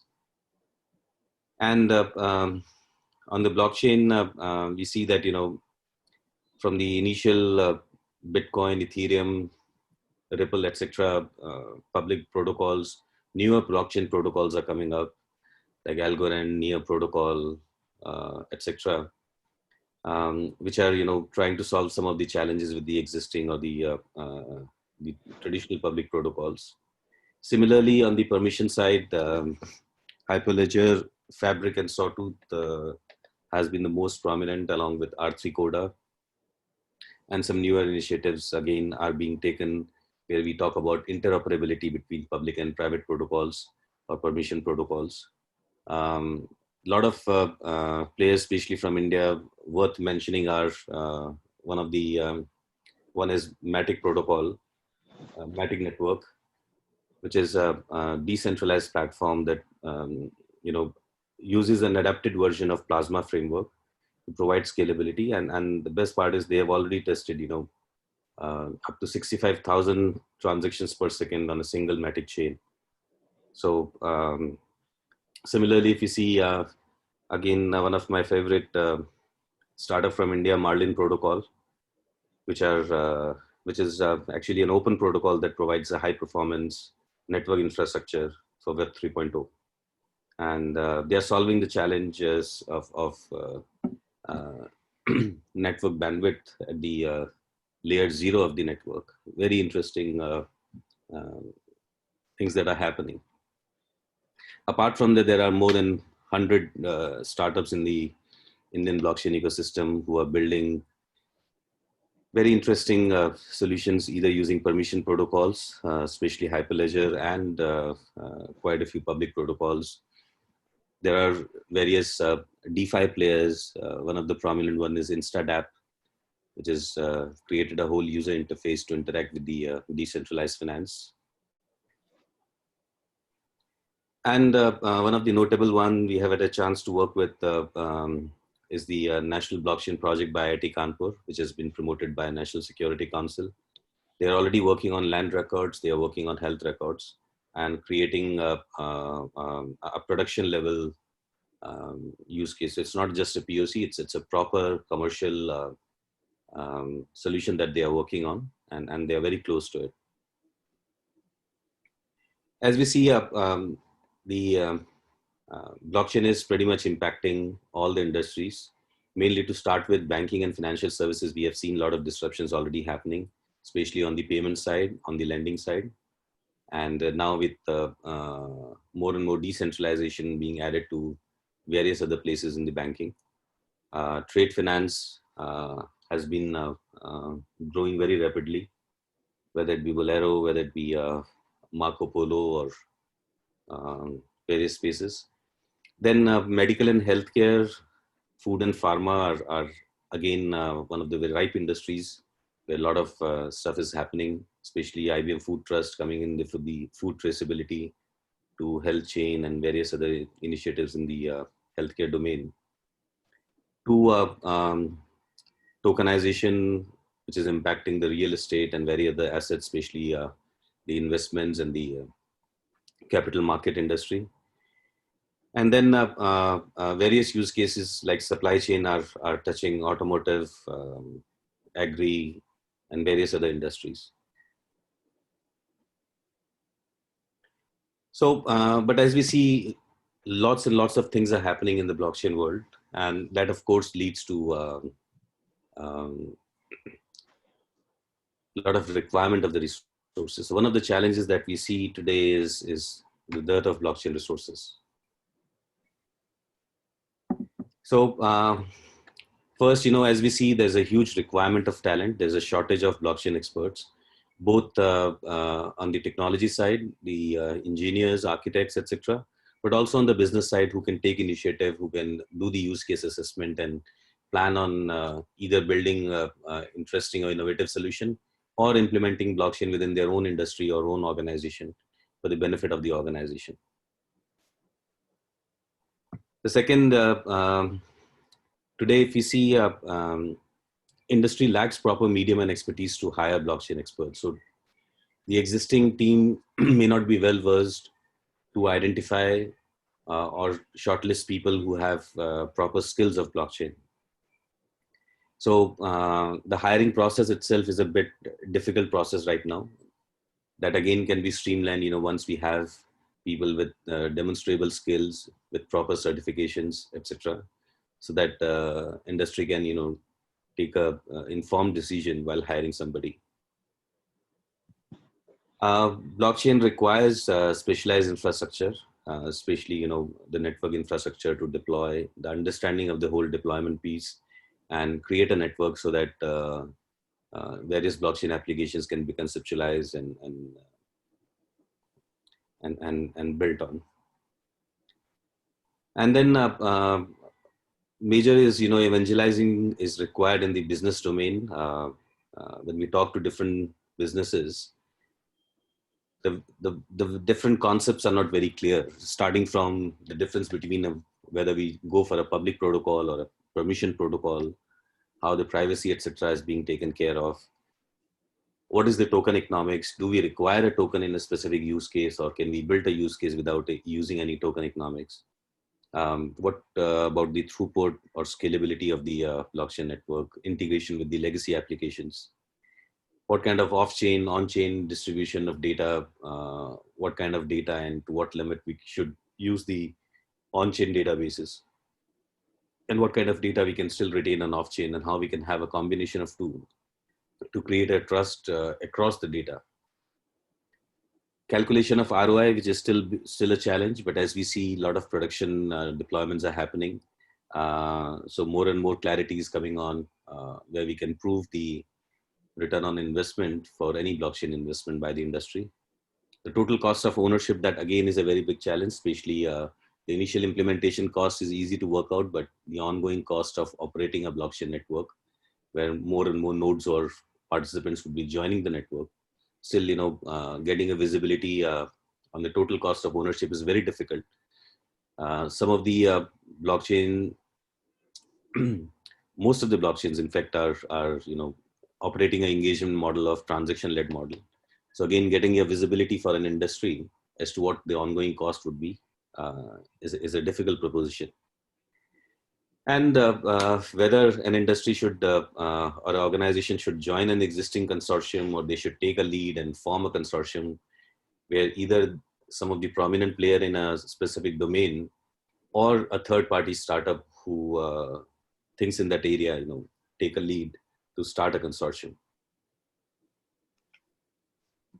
And then if you see the universities and colleges where our young engineers are there, who would form the major force of this technology in the future.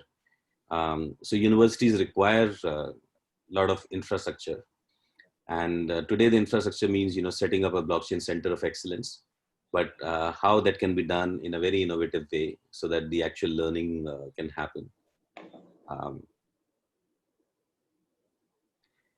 So what are some of the challenges when we talk about blockchain technology vis-a-vis learning any programming skill or a database management skill. So fundamentally, blockchain learning is very, very different from learning any other programming language, because it's not just a technology. It's amalgamation of multiple technologies coming in, and that's where the difficulties start happening. That the concepts of core fundamentals or concepts of blockchains are required to design a solution. Programming is just a part of it, but without designing a proper solution, architecting a proper solution, we miss out on the major benefits. And we have seen a lot of failed POCs in the market, failed pilots in the market, which could not demonstrate the benefit that the business could derive, or if it's a venture, users could derive. So the way we see it, blockchain demands that we opt for more innovative solutions rather than just looking at some incremental benefits. So from a technical side, we have developers, designers, or architects who are designing a solution from a technical perspective, taking care of all the interoperability aspects, integration with the legacy applications, having a clear throughput, and what kind of ongoing cost, etc., is required. And on the business side, there are a lot of decisions that need to be taken place. Whether, first and foremost is whether blockchain is required for this specific use case, what kind of return we can get, or what kind of benefits we can derive, which justifies the use of blockchain in a specific use case. And then decentralized governance. We have seen one of a very large initiative that happened in the blockchain world using permission blockchain failed just because a proper governance mechanism was not defined. So and this is very important factor, which I would say that, one should be aware of while designing any blockchain solution, especially in the consortium play. So as we see that, today, most of the blockchain solutions, which have a demonstrable value, are consortium-led solutions, whether it be trade finance, whether it be food trust or shipping trust, etc. Now, the major challenge in such a consortium is that there are competing parties who are involved in such a consortium. So if there is an insurance consortium like B3I or our own Indian insurance consortium, there are insurers which are coming together or banks which are coming together to form a trade finance consortium. Now, when there are competing parties, there's an inherent lack of trust, and how to move them from a competition to co-optation kind of scenario where they can actually work together, synergize, and create a value which is going to be across the industry. So that is where governance becomes very important. How the whole governance piece has been designed or inculcated into a solution is very important. So just an example, if we look at a good blockchain engineer. So this is what I've been talking about, that it's a bit complex, that a typical engineer needs to know variety of things to become a good engineer or an architect on blockchain. Understanding of the core concepts of blockchain, starting from public protocol to permission protocols, and then have expertise on at least one of the protocols. Then various languages, because there would be challenges as to which language to build the front-end applications or on the back-end on, and which has got a ready-made SDKs available, etc. Understanding various tools to build the explorers or capitalize on the existing explorers or the wallets, etc., to interact with the blockchains. Working knowledge of different data structures, whether it be acyclic graphs or typical DBMS or hash tables. Basic understanding of different programming concepts, whether it be OOPS, socket programming, which is not normally required, but very much required in many applications. And then very good understanding on the encryption and the cryptography concepts that is required, as we talked about, benchmarking, which was a last session on Hyperledger Caliper. So whether it be performance, whether it be benchmarking, whether it be optimization or managing the scalability, things are quite different when we talk about blockchain as compared to the traditional applications. And last but not the least are the core concepts of blockchain, whether, what is a decentralized ledger? What is the difference between DLT and blockchain per se? Newer models like IOTA, etc., which has got a different way of organizing DLT. Different consensus protocols, movement of from POW to proof of stake for most of the public protocols, and various interesting protocols coming in the permission as well as public protocols like proof of authority, etc. The concepts of immutability, how it can be properly applied to a specific use case, and smart contracts, of course, are highly used as well as misused in many of the applications. So clear understanding of where the smart contracts can be leveraged in a specific use case, how to design a good decentralized application, because I've seen many solutions where the core is the blockchain. There are smart contracts, but the overlaying application is not decentralized. So, so that is again, good knowledge is required to design a good decentralized application.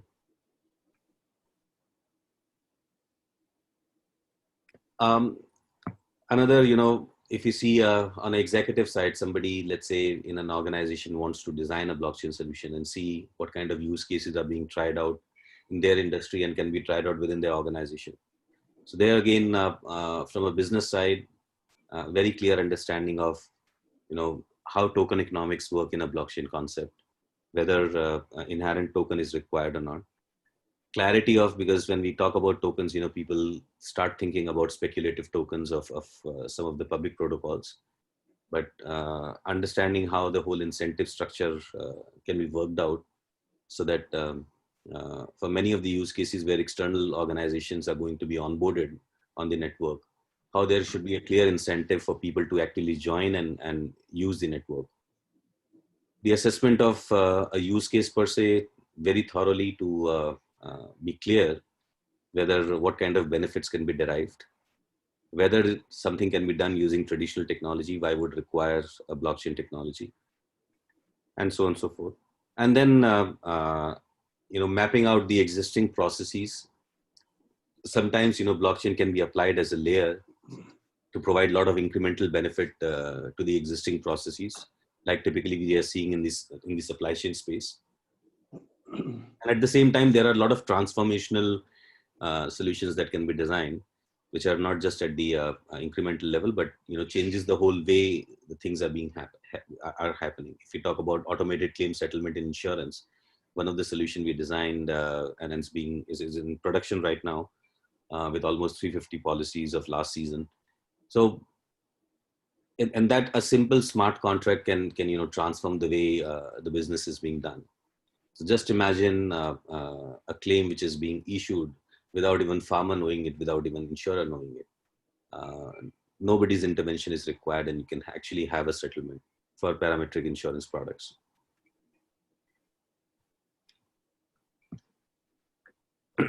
And additionally, we see that blockchain still has a long way to go, especially from a technology maturity side. So we see rapid versions are coming up. So Hyperledger 2.0 was launched, Fabric 2.0. So there's a rapid pace of development in the blockchain space. Some of the protocols are coming up with entirely new dimension altogether. Some are improving on the existing protocols. And so that's why that is also something which is required by whether it be a blockchain executive, whether a blockchain professional or a blockchain engineer. They need to keep up the pace of development, whatever is happening in the blockchain space. Now I'll pass on to Jeevan to talk about how Sophocle Labs is, trying to achieve or provide a holistic approach to the whole blockchain education. Thank you, Ravi. I think, Ravi, you have already done a fantastic job in terms of building the expectations for all wannabes who want to understand what blockchain is all about, the complexities involved in a beautiful way. So when we use the word holistic or when we use the word end-to-end, the organizations like us, like Sophocles Labs, who are trying to provide the education to the students of universities or engineering colleges, or to the professionals who are already into a job and would like to upgrade their skills. The job is a little bit different or a lot different from a traditional trainer. So when we talk of end-to-end, on one end of a spectrum, we have, as I already stated, students from the engineering colleges, could be MBA students, or from universities. And on the another end of the spectrum, we have the organizations, government, corporates, who are going to be consuming these skills. And in between are organizations like us. So there are three distinctive aspects, as you might have already started figuring out from what Ravi said. There is a training aspect to it. Then how the training is delivered and what training is delivered. And eventually how the training or how the training institute facilitates the students, the professionals who have learned blockchain in terms of getting assimilated or consumed in the industry. So if we talk of an end-to-end, all the three aspects have to be taken care of by the organization like Sophocles Labs. I repeat, training, how the training is given, and where that training, opposite training, the students are consumed. Can we move to the next slide, please? And that's where the delivery of the solution becomes extremely important, right? As we understood that the pace of development is extremely fast. Things are changing, blockchain technology, various protocols are maturing. So either like Sophocles Labs, let's take an example. We could either be conducting the course ourselves or teaching ourselves, or when we walk into a college or a university, we could actually be training the trainers. In both cases, the actual creation of the course material, you see left-hand side corner, top corner, the study material. That should be the responsibility of organization like us in order to create the content as well as maintain the content so that they can incorporate the changes as and when they are happening. You cannot leave the creation and the maintenance of such a content in the hands of just traditional trainers or schools, because they will not be well versed with the speed at which the changes are happening. And that brings us to another piece: who and how this training is delivered. So in our opinion, the training is, or the blockchain training is best delivered by people who are actually using the blockchain in their day-to-day work. So the engineers, blockchain designers, architects, the people who are living with blockchain are the best placed in terms of even rendering the education. Now, whether they are directly dealing with the students or they are training the trainers, as I said, they are best placed. And now comes the how part.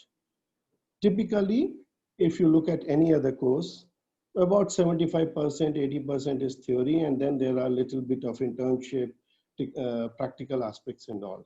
But when it comes to blockchain, and as you have already seen, how much of the previous knowledge or prerequisite is required for somebody to start getting into a blockchain area, you require nothing short of a lab setup, where the moment you understand you complete some part of the theory, you are able to practice it.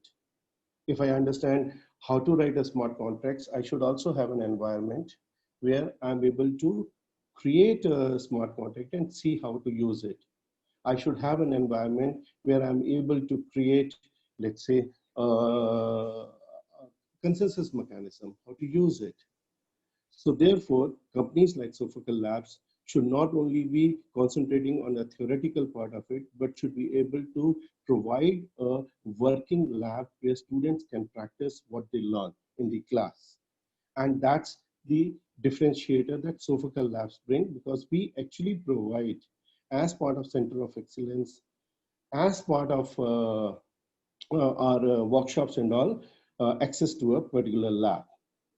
Not only that, our companies like Sophocles Labs have requisite industry exposure. Do they have that kind of connects so that they can create hackathons and events and all, and therefore expose the students to what actually happening in the industry? That's another important aspect. And yes, we are quite capable of doing that. Now comes the final part of internship. Are we in a position, or companies like Sophocles Lab, are they in a position to facilitate in kind of job opportunities and all? And yes, with the right kind of industry exposure, with the right kind of industry connect that we have, we obviously take it to the last mile, which is like providing internships so that they have a practical experience, and this is done on live projects, as well as facilitating the job opportunities in various industries.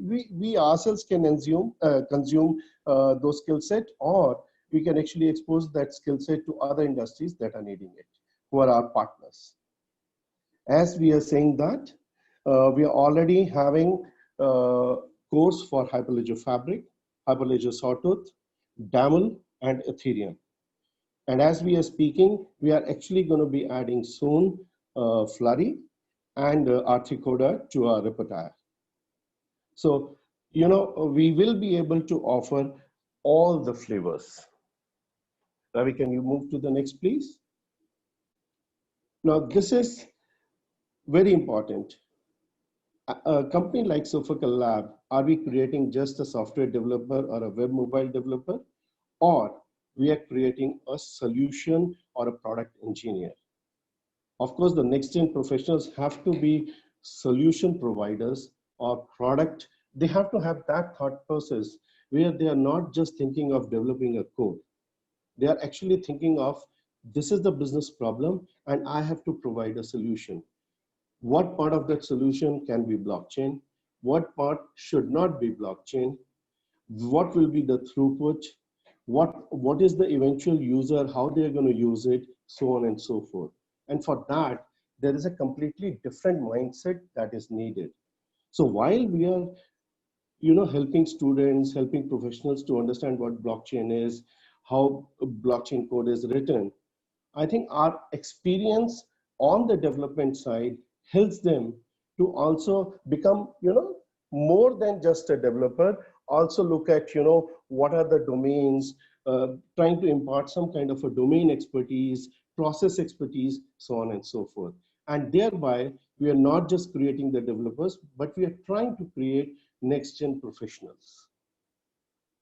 With that, I think we'll end our session, and we are ready, both me and Ravi, to take some questions.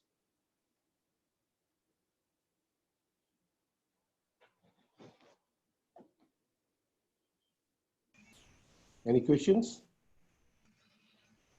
Yeah, Ravi, there are some questions in the QA section.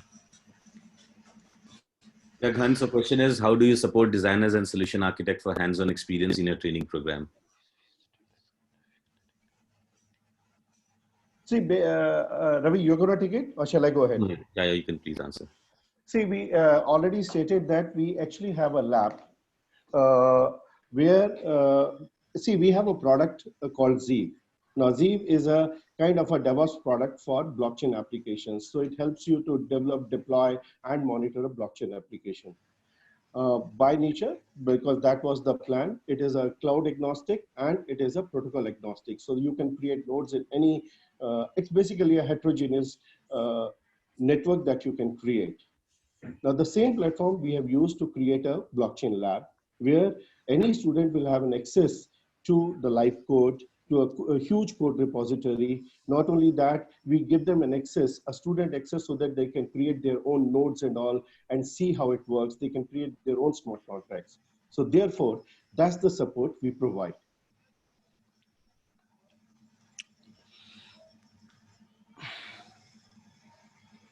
Any other question? Yeah, my question is about enterprise, not startups. So no, that's. If anyone needs help to learn blockchain as a student or developer or architect field, I think so. Okay, there are also some doing marketing. Yeah, so one of the question is, with multiple platforms like Fabric, Sawtooth, Enterprise, Ethereum, what should be the starting point for someone not well versed with blockchain now? So I would say, please start with the basic concepts of blockchain, like, start with the Bitcoin white paper as the first starting point. And post that, there are various resources with Sofocal Labs, and as well as over the internet, you can find various resources, but start with the basic concepts of blockchain technology, especially the various components of it, and then jump onto a protocol. A protocol will help you to fine tune your understanding of various components, but start with components first. Thank you, Ravi. I think there is another question, which is like, somebody has joined it and they want to understand Sofocal Lab is a blockchain training provider in Hyperledger. Yes, we already have course for Hyperledger Sawtooth and Hyperledger Fabric. We do that.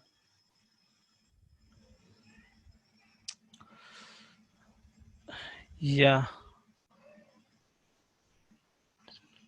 Yes. So thank you, Ravi and Jivan. I think that's all.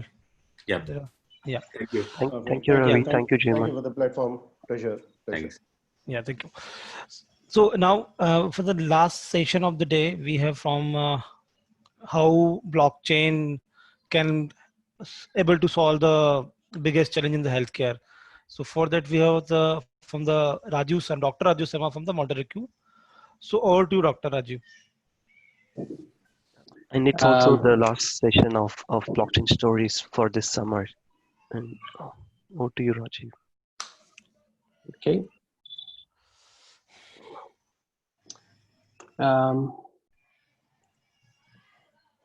Hi, good day, everyone. First of all, a big congratulations and thanks to Hyperledger in Asia Pacific for presenting Blockchain Stories 2020. They've been phenomenal last couple of weeks in terms of being inspirational, encouraging, and as well as super fantastic. Listening to all the products, platforms, ideas, POC, pilots that are going around in communities at different regions of Asia and the Pacific region. I'm going to talk about the productization of blockchain and the method to madness. Why and how we use blockchain for Medisot, which is medical source of truth, and touted to be the UPI of healthcare. To touch a little bit on Medisot, it's a platform which is using blockchain as a tool, but it's a healthcare platform. And it helps to interoperate between various stakeholders inside a healthcare ecosystem by virtue of real-time and safeguarding privacy, control, consent, and the immutability that a blockchain fabric provides. I am Rajiv Sharma. I am part of Motorec Infotech. I've been part of health tech products, strategy, business development with major tech firms in India, and part of leading some celebrated startup. I'm a doctor in medicine and an MBA from ISB. I'm going to take you through the process of productization of blockchain, because I think that's where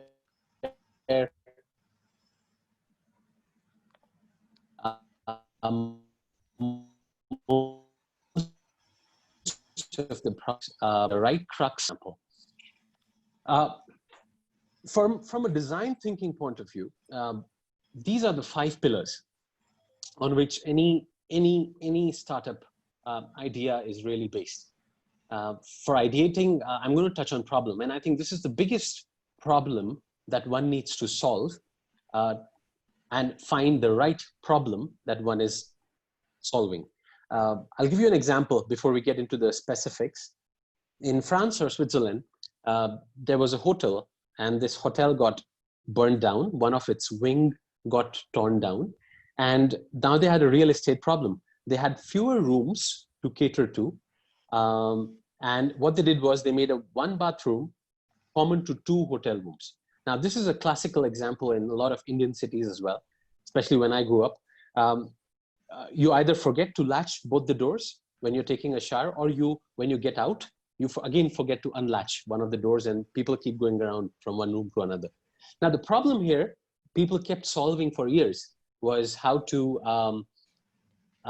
put a lock, how to make a script there saying, please lock, please unlock inside whatever, and giving you a reminder. The problem was not of lock. The problem was of privacy. How to ensure privacy inside a bathroom. And what the French did was they put a latch between the two doors. So when you go in, you remember you want to lock, but you just put a latch, and every time you have to get out, you take the latch between the 2 doors, and automatically both the doors open up. So like that, you have to be very, very careful about the problem you're solving.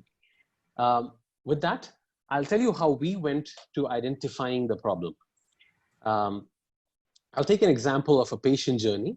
So let's assume Mr. Tim, he goes from hospital 1, or he has his own independent family physician that he goes to. Now, this family physician could be using a digitizable mean to input or data entry for the patient's information, be it his chief complaint, he's got COVID, he's got cough, whatever.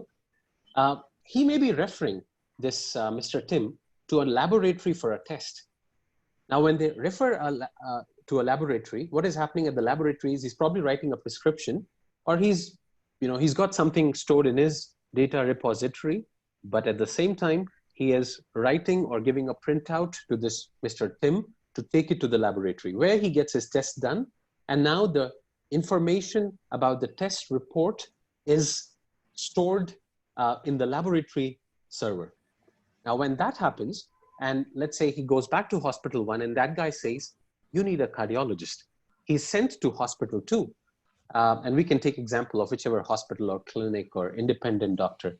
He goes to hospital 2, and that's where his rest of the information is stored. And the second doctor asks him, or a cardiologist asks him all the information again, what happened in hospital 1, asks for a lab 1 results and reports.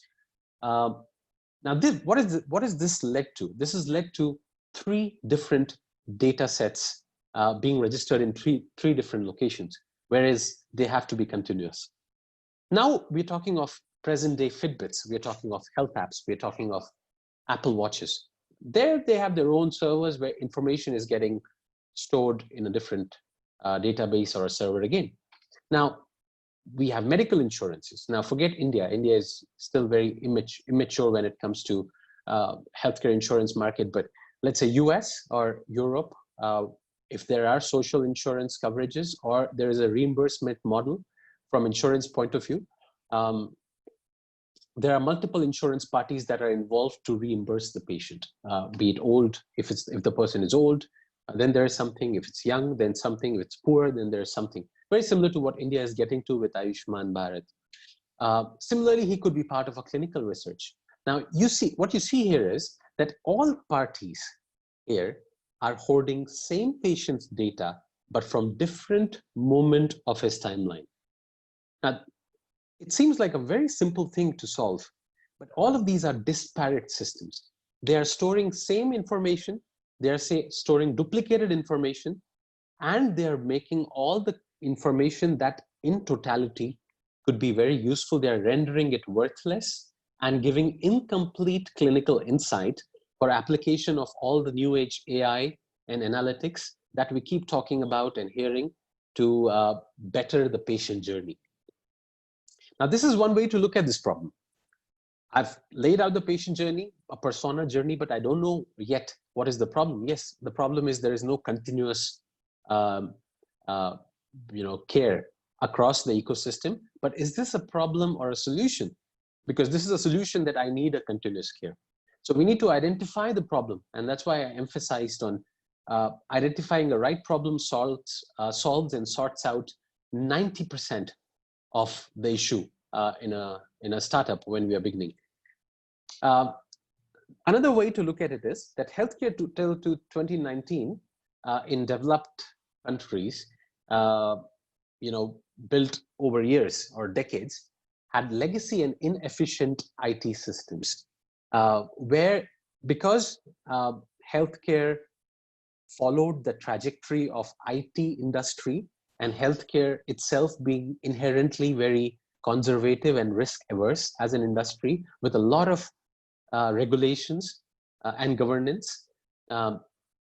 Whatever came out from IT industry, be it ERP based solutions, be it databases, we started adopting some of them one by one. Now this led to a complex system of interconnected entities. And that provided another issue, which was interoperability. Now, problem shifts from continuous care to interoperability. There is no connection between all of them. So we've gone one level deep. Second point, in underdeveloped and developing countries, there was a lack of IT infrastructure. Still is. In India, we hardly have IT infrastructure. And that's why healthcare has been minimally technologized. Then the third point is, when you take countries which are midway, there is still multiple middlemen. There is EMR, electronic medical record system. There is hospital information system. There is laboratory information system, and multiple middlemen. When I say middlemen, not physical men, but multiple softwares in the middle that are being used to integrate these disparate siloed systems. They possess a huge cost, and that again renders medical data locked in silos. Now we're talking of, if you look at the opportunity of this, we are talking of, leapfrogging for a developing or a underdeveloped country, because we can learn from the mistakes that have been committed by the developed countries. And we have a mean, because the ecosystem and the timing is almost ready now, with 500 odd million smartphones and 4G and 5G on its way in 5 to 10 years, let's say, and with the advent of distributed ledger technology. Another way to look at it is that we've always looked at healthcare products and solutions as different projects. We've looked at them as millions of biometric diagnostic sensors collecting information, or like an MRI machine or a CT scan machine, or we've looked at various apps, or like Arogya Setu or other apps that we see, but they're all running in silos, where we can imagine to use them as enabling predictive health analytics or clinical decision support, or telehealth, which has gotten very popular post-COVID. But we've always looked at them as separate projects, and we talk about precision medicine. Nowhere we are close to it, because we haven't really looked at the foundation of healthcare. We haven't really looked at the foundation of that industry or a domain to change, to support all the rest of them. Then comes the second point. So we have some idea on what problem we are talking from a ideation and a design thinking point of view. And the second point is insight. What is the insight? Now, to give you again, very simple example, doctors who are 40 years plus of age, they were 15 years back when laptops and computers and desktops were becoming common from 1995, 2000 to 2010 in developing and underdeveloped countries. They never laid their hands on a typing keyboard. They never went to online journals to read. They always had paperback books. Now, people who are above 40, but there's a silver lining, because the moment iPhone was launched, the moment tablets and iPads and any kind of a screen was launched, other than the laptop, they were probably the first one, because of disposable income, to adopt that new mean of technology, doctors. And that's what makes them maybe even faster to use tablets and on screen. So if we focus our energy to fulfill the requirement and need of the doctor, from using a tool which is as simple as a screen or a tablet rather than a laptop, and give them medical record solutions, or even with platforms that we're building, based on those needs, we crack it. Otherwise, it will always be an idea for a beautiful technology, but not adoption. That's where we go into the insight. So what is the insight? For a continuous care, there needs to be an optimal decision that has to be made by all the stakeholders in the ecosystem that are responsible for taking decision for the patient. That is a big issue, because that poses, or till now possessed, numerous challenges related to security, privacy, access of clinical and personal data, and that's why it was never practiced. Plus, there was no incentive for various stakeholders to be contributing to this data, and hence connected, coordinated care was missing. Now, this is a clear use case for decentralized system or a distributed ledger technology, because you could infuse some trust into these systems to talk to each other. That's where we came up with the idea of Medisot, Medical Source of Truth, which we denote as Healthcare 2.0. It is it's quite ready. We are talking to two countries for implementation at a country level, more than two actually, and then a few chains of hospitals, and even individually we plan to launch a patient-based application that will ride on it. It's a healthcare application which uses blockchain as a tool, and that's something that we need to really understand. Technology, not in its perfect use case, will always just remain a beautiful scenery.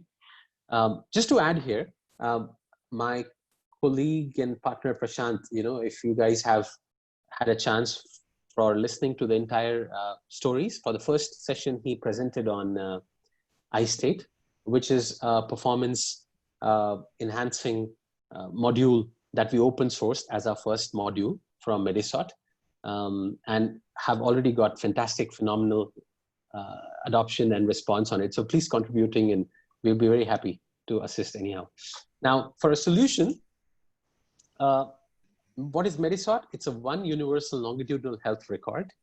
It helps you through a unique ID, which is backed or piggy banking on Aadhaar or on your email IDs or any kind of other digital identity that you use, be it phone number or your social security number in any form, providing a fast, secure, and responsible way to share data real-time, dynamically across entities in medical value chain, providing interoperability. It lets patient own the data and control and privately and consent the use of data. Now, when I say patient, it's not really patient, it's according to the law of the land. And that's how we have modularized and customized the platform. The people who connect using open APIs, which are all healthcare standard based, with all the securities of healthcare that are protocol and compliances based, they can connect to the platform and talk seamlessly to all the rest of the healthcare stakeholders. And we have an integration engine that helps them to convert the information, wherein we are storing these transactions on healthcare, on the blockchain, Hyperledger. And we are also storing data when need be, optimizing the throughput and also the performance using our own module iState that I spoke of. At the same time, we also have a base where we can incentivize sharing of data and hence clean, relevant, and actionable data. And that's why it forms the UPI of healthcare. You'll see it being in an application soon. Now, this was the validation of the solution that we were building. This is a crux of National Digital Healthcare Ecosystem Blueprint that I pulled out from multiple healthcare digital ecosystem blueprints that have been written across countries by various ministries of health across the globe, wherein digital identification, interoperability, citizen in command, service access and delivery by the service providers, by the healthcare providers and patients who have to access delivery. All these four are the crux. Now, Medisot subscribes to all of them. So this validates that, bingo, that's what you wanted. That's the solution. Now you go talk to people, 2 months and 2 countrywide discussions. How this works in a real-time scenario, let's say we take any national or social healthcare system or even Ayushman Bharat in case of India.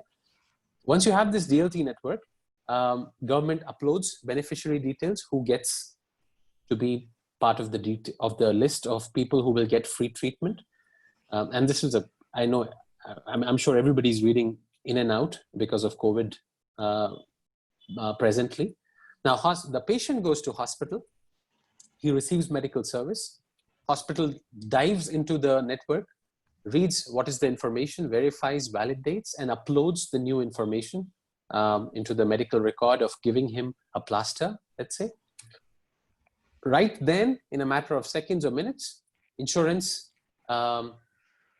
validates and initiates real-time payment. This otherwise usually takes more than between 14 days to 6 months, even in a cashless system, to adjust. And that's a huge financial loss, because even if it's 1 or 2%, that leads to multiple $1 billion when it's an insurance company. And this lets value being transmitted directly to the patient. And that's what we want. Now, most important, value. From a value point of view, Medisot, because of blockchain technology and Hyperledger, becomes fundamentally resistant to malicious cyber attacks.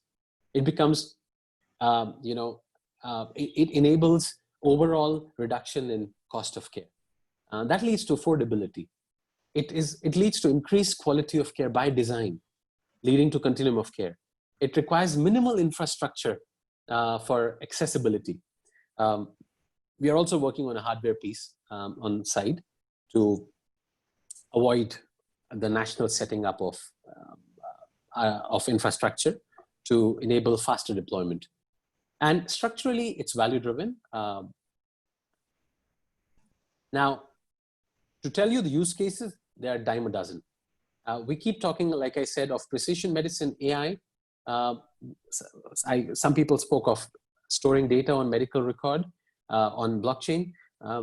Maybe not the right way to think about it. And that's why I said the right way to think of a problem is, what is the real problem? Storing information on blockchain is definitely not the right way. And if one plans to store all kind of scans, MRI, CT scans, and X-rays, that data is going to run in terabytes and God knows how many bytes in matter of months, forget years. This leads, for a provider. When I say provider, it's a hospital or a clinic or an independent doctor. It leads to lowering of cost of care by minimizing loss of information in the hospital value chain. It also leads to remote healthcare access. Somebody in the village or tier 2 city can actually call remotely a doctor over video sitting in a city and share his information so that this doctor can take right decision. Otherwise, he's always vying for complete information about the patient. And we can put a lot of AI and precision medicine to derive a lot more insight from a clinical research, from population health, demographic point of view, and a lot more other use cases. Similarly, insurance, like I said, we can go for reimbursements from quantity to quality. We can look at better premium prediction models. We can also use genetics, information that is coming, and monetize it in a certain way. There's enough literature on all of this. National programs like population healthcare management and disaster management, like COVID time. Even more important, now this is pure business. At the end of the day, if it doesn't make business sense, it doesn't make you money, it doesn't save money, any technology is as good as no technology. So we need to measure impact in a tangible format. Now, the user benefits, as I show you, the first number that you see, $12 billion, was loss or the penalty levied on the 46 worst performing hospitals in US for something called readmission penalty. And I won't go into detail of it, but that's just one cost which can be saved. Secondly, $17 billion is the cost that was lost, or the price the ecosystem had to pay for misinformation or errors in claim settlement between insurance and hospital and patient in US alone, because the information continuity was not there. $2,000 roughly was one record related duplicated cost. Now imagine if India alone is becoming digitized, we are talking of at least 400, 500 medical records, 500 million medical records. Keep multiplying that by $2,000 per day. That's the economic value lost per year. $400 is the loss per breach of a record. So we can keep multiplying 400 into 500 million again. This is how it's depicted. Very simple to show you. Now whatever I just spoke of as a UPI, information gets connected. There is a unique ID from multiple places. Multiple people can share information between them. Through a consent management system, we form a national health register or national health stack, wherein stakeholders, disease associations, clinical research data can be processed, and all of them can work between each other for a lot of data insights. Technology journey, this is quite interesting and something that I think the community should be very proud of. We actually started with Ethereum and IPFS, but we realized it wasn't sustainable. We worked deploying it on Azure, and in a matter of few months, we moved to Hyperledger because this was the blockchain that was really helping the requirements. It wasn't about perfection. It was about if we are solving the need that is to be solved using a blockchain or this novel technology. That's when we got a lot of industry experts together. Even some people who are riding the wave of academia in healthcare, in blockchain from UCLA, and somebody on the Hong Kong Stock Exchange. A lot of people who came together to put the whole idea together and also take it to various governments. Why blockchain? This is a question that I was always asked by the legacy thinkers or traditional people, and rightly so. I think it's not that we cannot solve things without blockchain. And over iteration of last 2.5 years, since the time I worked on a couple of blockchain-based applications, even counterfeit drug, and something in publishing space, something in supply chain. For healthcare, it was solving for a very important thing, which was trust in a trustless ecosystem, and providing a way for a federated architecture to get architected in this virgin ecosystem of almost zero technology from a developing and an underdeveloped country point of view. Even in other countries, whatever is there is far from perfect. Secondly, from traceability and immutability point of view, if there is an exchange happening in the trustless ecosystem, there has to be a very pristine traceability and immutability of what happened, because healthcare data is probably the most comprehensive and complete data set about in an individual, from a demographic to his internal body structure. And to give you an example, it includes a health of your entire army that's fighting for you on the borders. Or it may have a pacemaker information from your prime minister's chest who's being powered by a pacemaker. So super important what happened. And third most important point, even if it doesn't provide security, let's say with quantum computing, somebody hacks into blockchain in maybe half a decade or whatever, into one of the nodes or 2 nodes or 3 nodes or whatever. We still need continuum of care, because let's say right now we are looking at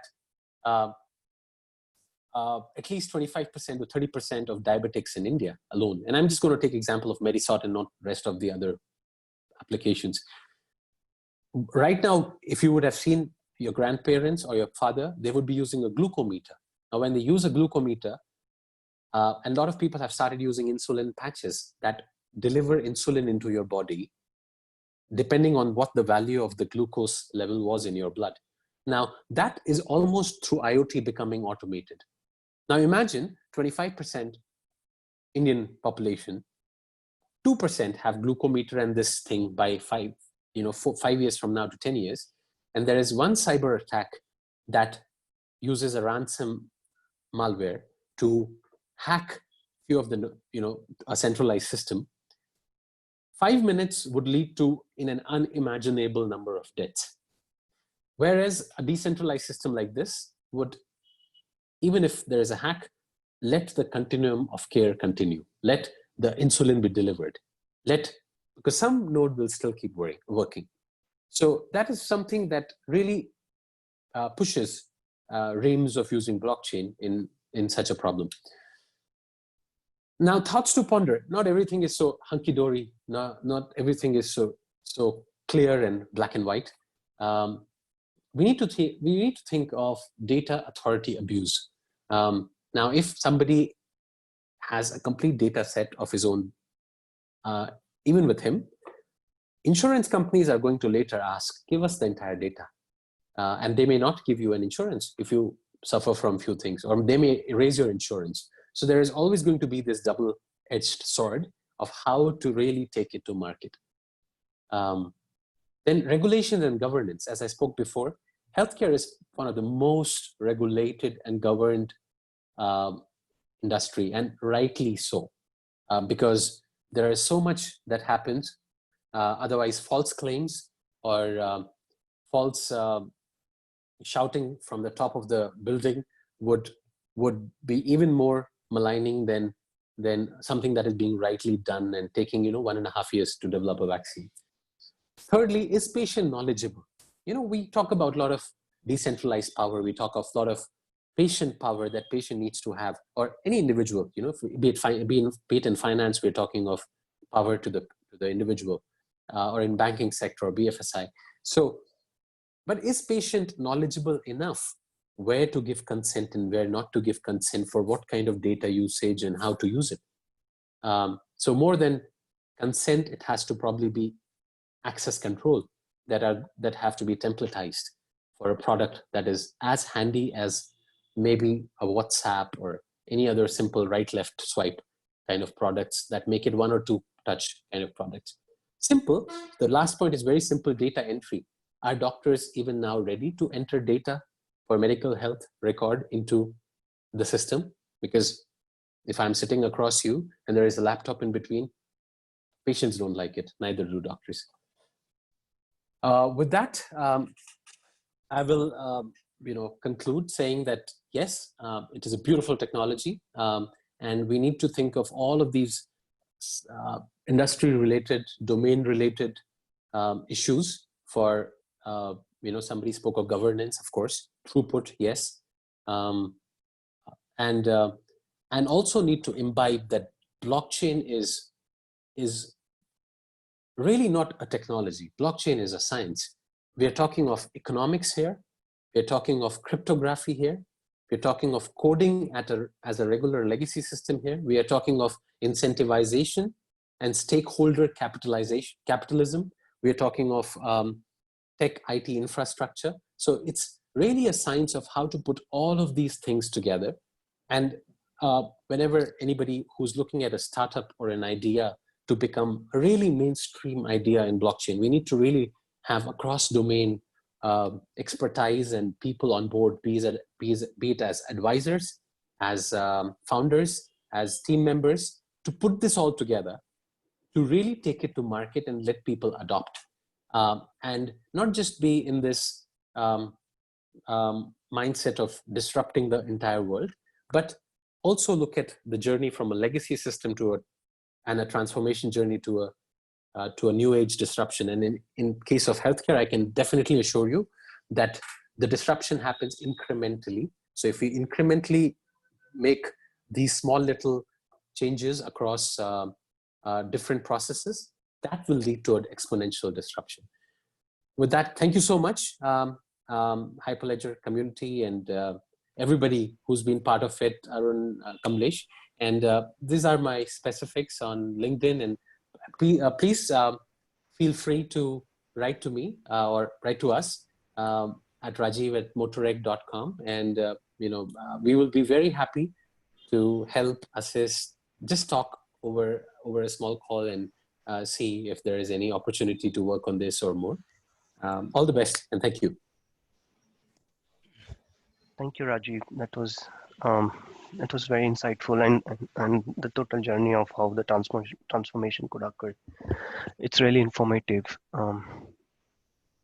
Thank you, Rajiv, again. Thank you. And for the demo also, just last point, please feel free. I haven't, because that would take another 5 hours to put a demo together with the amount of features and the development effort that has gone, but very, very happy to do it individually, one-on-one or one-on-many, whenever you guys want to. So thanks again. Thank you.